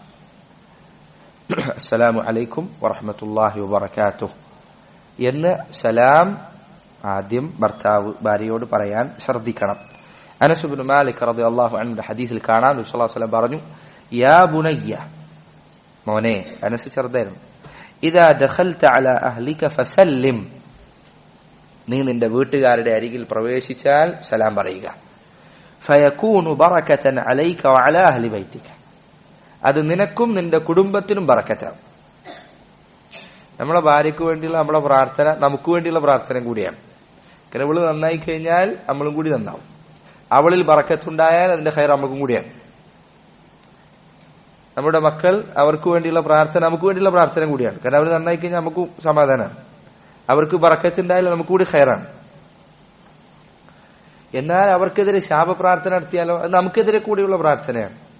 കാരണം അവർ മോശമായാൽ നമ്മളും കൂടി പ്രയാസപ്പെടണം, ഭാര്യ മോശമായാൽ നമ്മളും കൂടി പ്രയാസപ്പെടണം. അതുകൊണ്ട് പ്രയാസമുണ്ടാകുമ്പോൾ, എന്തെങ്കിലും ബുദ്ധിമുട്ടുണ്ടാകുമ്പോൾ ശപിക്കരുത്. ഭർത്താവ് ഭാര്യക്കെതിരെയോ ഭാര്യ ഭർത്താവിനെതിരെയോ മാതാപിതാക്കൾ മക്കൾക്കെതിരെ ശപിക്കരുത്. നിങ്ങൾക്കെതിരെ തന്നെയുള്ള പ്രാർത്ഥനയാണ്. അതിന്റെ ബുദ്ധിമുട്ട് നിങ്ങൾ തന്നെയാണ് പിന്നീട് അനുഭവിക്കേണ്ടി വരിക. അപ്പോൾ ഭാര്യയെ ആദ്യം കാണുന്ന സന്ദർഭത്തിൽ സലാം പറയാം. സലാം പറയുന്നതോടൊപ്പം അവരോട് തമാശ പറയുക, അവരെ അടുപ്പിച്ചിരുത്തുക, അവർക്ക് എളുപ്പമുണ്ടാക്കുന്ന സംസാരങ്ങൾ നടത്തുക എന്നതെല്ലാം ശ്രദ്ധിക്കേണ്ട കാര്യമാണ്. ഇത് സഹോദരങ്ങളെ നന്നായി ശ്രദ്ധിക്കണം. ഒരു പെൺകുട്ടിയെ സംബന്ധിച്ചിടത്തോളം അവൾ ഒരു അന്യ പുരുഷനോടൊപ്പം ആദ്യമായി ഒരു മുറിയിൽ ഒറ്റക്കാവുന്ന ദിവസത്തിൽ അവളുടെ മനസ്സിൽ കുറെ പേടികളുണ്ടാവും. ആ പേടികളെ പരിഗണിക്കുന്ന രൂപത്തിലായിരിക്കണം അവന്റെ സംസാരം. ചില ആളുകൾ ഈ സന്ദർഭത്തിൽ അനുയോജ്യമല്ലാത്ത സംസാരിക്കുകയോ മറ്റോ ചെയ്ത് ആകെ പ്രശ്നത്തിലാവും. അനുയോജ്യമായത് മാത്രം സംസാരിക്കുക, നല്ലത് സംസാരിക്കുക, അവളെ ചിരിപ്പിക്കുന്നതോ തമാശയാക്കുന്നതോ ഒരു ആ സന്ദർഭത്തിലെ കനം കുറക്കുന്നതായ സംസാരങ്ങൾ നടത്തുക. സംസാരം നടത്തുക എന്നത് വളരെ പ്രധാനപ്പെട്ടതാണ്. ആ സന്ദർഭത്തിലെ സംസാരം വളരെ പ്രധാനപ്പെട്ടതാണ്. പലരും അല്ലെങ്കിൽ ചില ആളുകളെങ്കിലും കാര്യങ്ങൾ മനസ്സിലാക്കാത്തത് കൊണ്ട്, ധൃതി പിടിക്കുന്നത് കൊണ്ടോ ഉപദ്രവങ്ങളാണ് പലപ്പോഴും സംഭവിക്കാറുള്ളത്. പെൺകുട്ടിയുടെ അരികിലേക്ക് ചെല്ലുന്ന സമയത്ത് അവധാനത കാണിക്കാൻ നന്നായി ശ്രദ്ധിക്കണം. നബി സ്വല്ലല്ലാഹു അലൈഹി വസല്ലം ഹദീസിൽ വന്നതുപോലെ വമാ കാന റിഫ്ഖു ഫീ ഷൈഇൻ ഇല്ലാ സാനഹു, ഏതൊരു കാര്യത്തിലും അവധാനത കാണിക്കുന്നത്, സൗമ്യത പുലർത്തുന്നത് അതിന്റെ ഭംഗി വർദ്ധിപ്പിക്കുകയുള്ളൂ. വിവാഹത്തിന്റെ ആദ്യ ദിവസത്തിൽ അയാളുടെ സംസാരം അയാൾ ശ്രദ്ധിക്കണം, നല്ല വാക്കുകൾ പറയാൻ ശ്രദ്ധിക്കേണ്ടതുണ്ട്. അതാണ് 7ാമത്തെ കാര്യം. 8ാമത്തെ കാര്യം സഹോദരങ്ങളെ, ഭാര്യയെ അടുത്തിരുത്തിക്കൊണ്ടുള്ള പ്രാർത്ഥനയാണ്, ദുആ ആണ്. നബി സല്ലല്ലാഹു അലൈഹി വസല്ലം പറഞ്ഞു, ഇദാ തസവ്വജ അഹദുകും വറഅതൻ, നിങ്ങളിൽ ആരെങ്കിലും കല്യാണം കഴിച്ചാൽ ഫൽയഖുൽ, അവൻ പറയട്ടെ, അല്ലാഹുമ്മ ഇന്നി അസ്അലുക ഖൈറഹാ വഖൈറ മാ ജുബിലത് അലൈഹാ വഅഊദു ബിക മിൻ ശർരിഹാ വശർരി മാ ജുബിലത് അലൈഹാ. ഇത് ഹിസ്നുൽ മുസ്ലിം മറ്റു പുസ്തകങ്ങളിലൊക്കെയുള്ള പ്രാർത്ഥനയാണ്, നോക്കിയാൽ പഠിക്കാൻ എളുപ്പമുള്ള പ്രാർത്ഥനയാണ്. ഇത് വസ്തുക്കൾ വാങ്ങിച്ചാൽ, എന്തെങ്കിലും സാധനം വാങ്ങിച്ചാൽ വരെ പ്രാർത്ഥിക്കാവുന്ന പ്രാർത്ഥനയാണ്. ഒരു വേലക്കാരനെ വാങ്ങിച്ചാൽ ഇത് പ്രാർത്ഥിക്കാം, അതായത് അന്നത്തെ കാലത്തെ അടിമ. അതേപോലെ എന്തെങ്കിലും വസ്തു, നമ്മൾ വണ്ടി വാങ്ങിക്കാൻ അല്ലെങ്കിൽ എന്തെങ്കിലും സാധനങ്ങൾ, നമുക്ക് പ്രധാനപ്പെട്ട എന്തെങ്കിലും സാധനങ്ങൾ വാങ്ങിക്കാൻ ഈ പ്രാർത്ഥന പ്രാർത്ഥിക്കാം. അല്ലാഹുമ്മ ഇന്നി അസ്അലുക ഖൈറഹാ, അല്ലാഹുവേ ഞാൻ ഇതിന്റെ നന്മകൾ നിന്നോട് ചോദിക്കുന്നു, വഖൈറ മാ ജുബിലത് അലൈഹാ, ഇത് സൃഷ്ടിക്കപ്പെട്ടിട്ടുള്ളതിലെ നന്മകളും നിന്നോട് ചോദിക്കുന്നു. ഇതിലുള്ള നന്മ, ഏതൊക്കെ നന്മകളോട് കൂടിയാണോ ഇത് പടക്കപ്പെട്ടിരിക്കുന്നത് അതുകൂടി ചോദിക്കുന്നു. വഅഊദു ബിക മിൻ ശർരിഹാ വശർരി മാ ജുബിലത് അലൈഹാ, ഈ വസ്തുവിലുള്ള ഷർറിൽ നിന്നും ഇത് സൃഷ്ടിക്കപ്പെട്ടതിലുള്ള ഷർറിൽ നിന്നും, അതായത് അതിൽ എന്തൊക്കെ ഷർറ് അതിൽ പടക്കുമുണ്ട് അതിൽ നിന്നും അല്ലാഹു ഞാൻ നിന്നോട് കാവൽ ചോദിക്കുകയാണ് എന്ന് ഭാര്യയെ നിർത്തിക്കൊണ്ട് പ്രാർത്ഥിക്കാം. ചില റിവായത്തുകളിൽ അവളുടെ മൂർദാവിൽ കൈവച്ചുകൊണ്ട് പ്രാർത്ഥിക്കാമെന്നുണ്ട്. ഒരാൾക്ക് മൂർദാവിൽ കൈവച്ച് പ്രാർത്ഥിക്കണമെങ്കിൽ അങ്ങനെ പ്രാർത്ഥിക്കാം. ഇനി ഇബ്നു ഉസൈമീൻ റഹിമഹുല്ലാഹു തആല അദ്ദേഹം പറഞ്ഞതായി കാണാം, അത് ആ പെൺകുട്ടിക്ക് ഒരു പ്രയാസമായി തോന്നും, അല്ലെങ്കിൽ അവൾക്കത് ഉൾക്കൊള്ളാനുള്ള പക്വതയില്ല എന്ന് തോന്നുകയാണെങ്കിൽ കൈ അവിടെ വെച്ചിട്ട് പ്രാർത്ഥിക്കേണ്ട, സൈഡിൽ അടുത്തിരുന്ന് പ്രാർത്ഥിച്ചാൽ മതി. അവളുടെ ശരീരത്തിൽ കൈവച്ചിട്ടോ അവളുടെ കയ്യിൽ പിടിച്ചുകൊണ്ടോ ഒക്കെ പ്രാർത്ഥിക്കാം. അപ്പോൾ ഈ രൂപത്തിൽ ഈ പ്രാർത്ഥന ചൊല്ലാവുന്നതാണ്. നല്ല പ്രാർത്ഥനയാണ്. വിവാഹത്തിലേക്ക് പ്രവേശിക്കുമ്പോൾ ഏറ്റവും നല്ല പ്രാർത്ഥനയാണ്.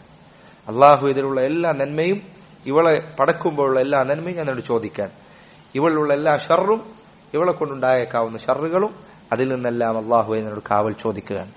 ഈ ദുആ കാണാതെ പഠിക്കാൻ പറ്റുമോ? കാണാതെ പഠിച്ചിട്ട് പ്രാർത്ഥിക്കാം. ഇനി കാണാതെ പഠിക്കാൻ പറ്റില്ലെങ്കിൽ ഒരു ചെറിയ പേപ്പറിൽ എഴുതി വെച്ചിട്ട് കയ്യിൽ കൊണ്ടുപോയിട്ടെങ്കിലും പ്രാർത്ഥിക്കാം. ഇതിന്റെ അർത്ഥം മനസ്സിൽ കണ്ടുകൊണ്ട് ദുആ ചെയ്യുക. ഇത് വിവാഹത്തിൽ ശ്രദ്ധിക്കേണ്ട സുന്നത്തുകളിൽപ്പെട്ടതാണ്. 9ാമത്തെ കാര്യം സഹോദരങ്ങളെ, ഭാര്യയോടൊത്ത് ഭാര്യയെ പിന്നിൽ നിർത്തിക്കൊണ്ട് നിസ്കരിക്കുക എന്നതാണ്. 2 റക്അത്ത് നിസ്കരിക്കുക എന്നത്. ഇത് നബി സല്ലല്ലാഹു അലൈഹി വസല്ലമയിൽ നിന്ന് വന്നിട്ടില്ല.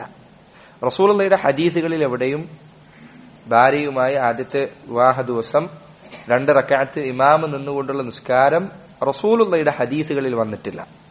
എന്നാൽ സ്വഹാബിമാരിൽ ചിലരിൽ നിന്ന് അത് വന്നിട്ടുണ്ട്. ഇബ്നു മസ്ഊദ് റളിയല്ലാഹു അൻഹുവിന്റെ അരികിൽ ഒരിക്കൽ ഒരാൾ വന്ന് ഞാനൊരു പെൺകുട്ടിയെ വിവാഹം കഴിച്ചിട്ടുണ്ട് എന്ന് പറഞ്ഞപ്പോൾ അദ്ദേഹം പറഞ്ഞുകൊടുത്ത ഉപദേശങ്ങളിൽ ഒന്ന് ഇതാണ്: നീ നിന്റെ ഭാര്യയുമായി റൂമിലേക്ക് പ്രവേശിച്ചാൽ അവൾക്ക് ഇമാമായി നിന്നുകൊണ്ട് 2 റക്അത്ത് നിസ്കരിക്കുക. അയാൾ വന്ന് പറഞ്ഞത്, ഇബ്നു മസ്ഊദ്, ഞാനൊരു പെൺകുട്ടി വിവാഹം കഴിച്ചിട്ടുണ്ട്, അവൾ എന്നെ വെറുക്കുമോ എന്ന് എനിക്ക് പേടിയുണ്ട്, നമ്മുടെ ബന്ധം ശരിയാവൂല എന്നൊരു പേടിയുണ്ട്. അപ്പോൾ അദ്ദേഹം ചില ഉപദേശങ്ങൾ പറഞ്ഞു കൊടുത്തു. ആ ഉപദേശത്തിന്റെ കൂട്ടത്തിൽ അദ്ദേഹം പറഞ്ഞു, നീ അവളുമായി റൂമിലേക്ക് പ്രവേശിച്ചാൽ അവൾ പിന്നിൽ നിന്നുകൊണ്ട് നീ മുന്നിൽ നിന്നുകൊണ്ട് നിസ്കരിക്കാം. ശ്രദ്ധിക്കണം, 2 ഭർത്താവും ഭാര്യ നിസ്കരിക്കുന്ന സമയത്ത് 2 ആണുങ്ങൾ നിസ്കരിക്കുന്ന സമയത്തുള്ള പോലത്തെ നിസ്കാരമല്ല. 2 ആണുങ്ങൾ ഒരുമിച്ച് നിസ്കരിക്കുമ്പോൾ എങ്ങനെ നിസ്കരിക്കാം? ഒരാൾ നിൽക്കും, അയാളുടെ വലത്ത് ഭാഗത്ത് കാലിനോട് ചേർത്ത് വെച്ച് തന്നെ അപ്പുറത്തെ മഅ്മൂമും നിൽക്കും. ഇതാണ് ആണുങ്ങൾ നിസ്കരിക്കുമ്പോൾ. എന്നാൽ ആണ് പെണ്ണിന് ഇമാമായി നിസ്കരിക്കുമ്പോഴോ പുരുഷൻ മുന്നിൽ നിൽക്കുക, അവന്റെ നേരെ പിന്നിലാണ് നിൽക്കേണ്ട സ്ത്രീ.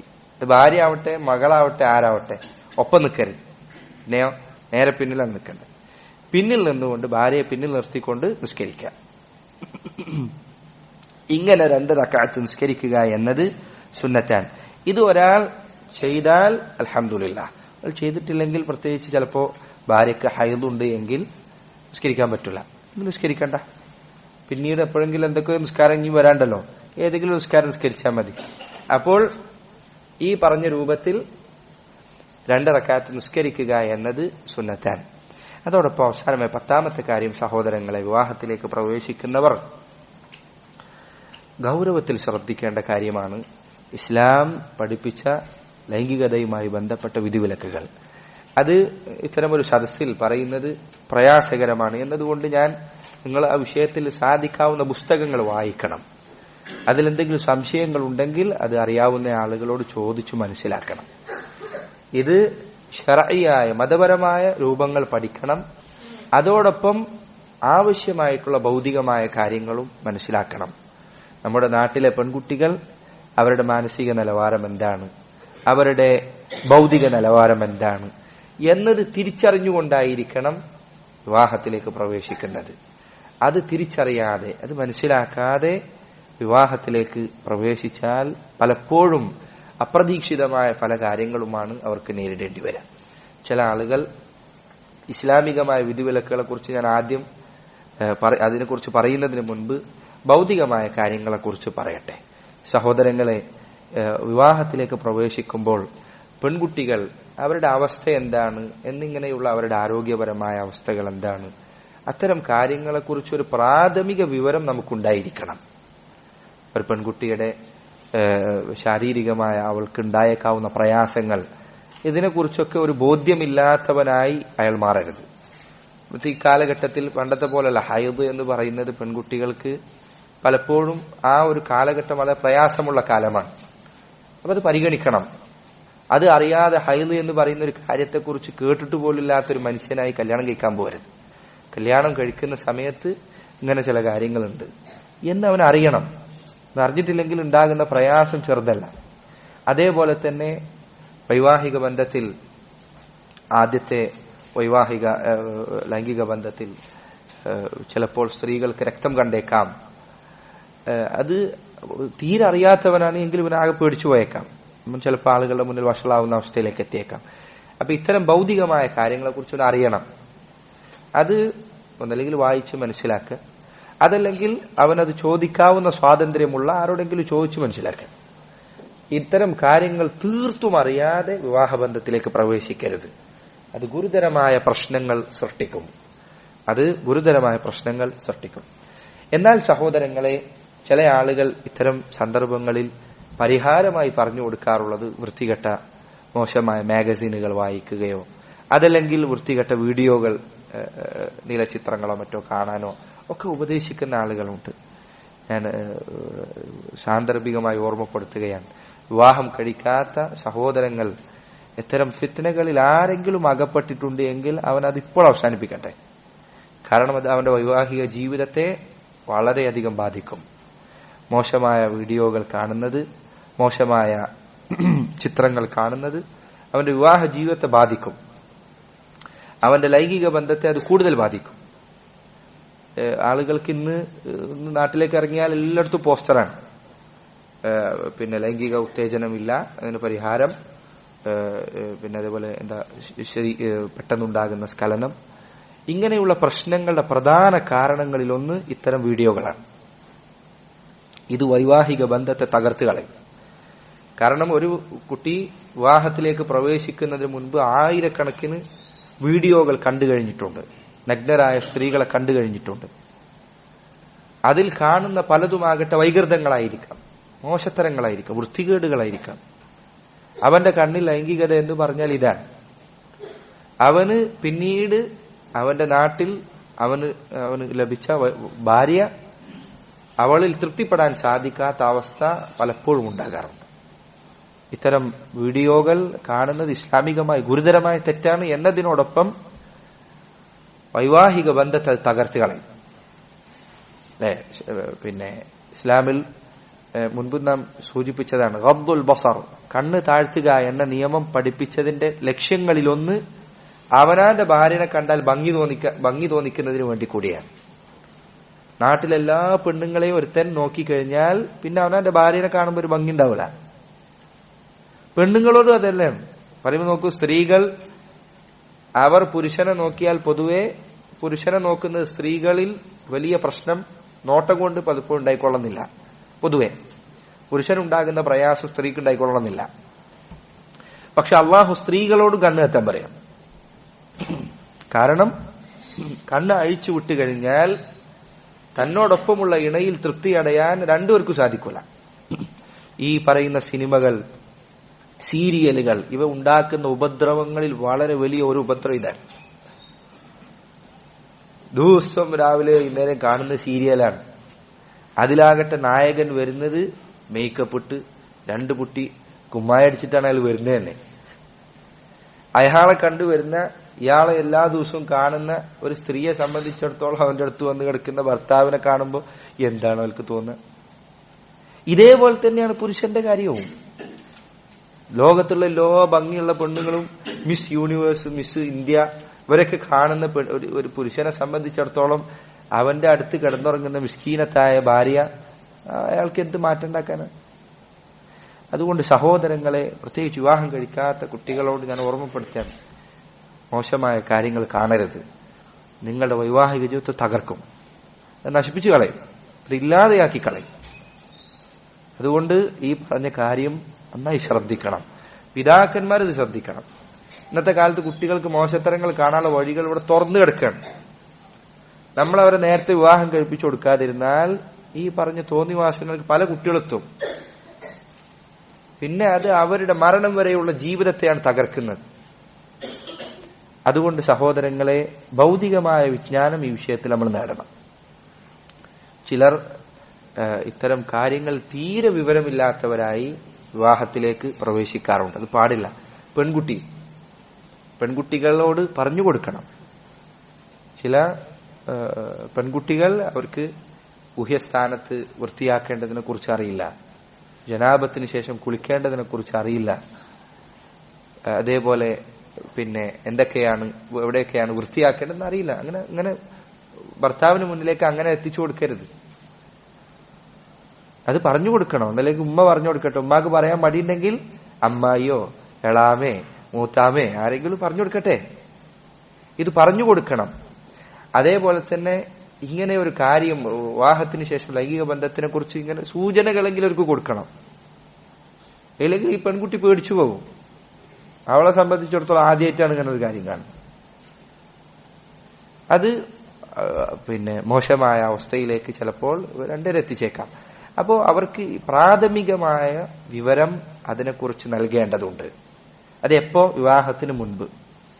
അല്ലാതെ ചെറിയ പ്രായത്തിൽ തന്നെ ഇപ്പൊ ഇന്ന് ആളുകൾ പറഞ്ഞുണ്ടാക്കുന്ന പോലെ സ്കൂളുകളിൽ 10ാം ക്ലാസ്സിലും 9ാം ക്ലാസ്സിലും ആൺകുട്ടിനെയും പെൺകുട്ടിനെയും ഇടകലത്തിരുത്തി പുരുഷന്റെ സ്ത്രീയുടെ നഗ്നഭാഗങ്ങൾ കാണിച്ചു കൊടുത്ത് ലൈംഗിക വിദ്യാഭ്യാസം കൊടുക്കണം എന്നല്ല ഞാൻ പറയുന്നത്. ആ പറയുന്നത് വളരെ അപകടമാണ്. അത് വൃത്തികേടുകളും വ്യഭിചാരവും വർദ്ധിപ്പിക്കുന്നതിന് വേണ്ടിയുള്ള വഴിയാണ് അവർ ഈ സ്കൂളുകൾ ഉണ്ടാക്കുന്നത്. ഞാനതല്ല പറയുന്നത്.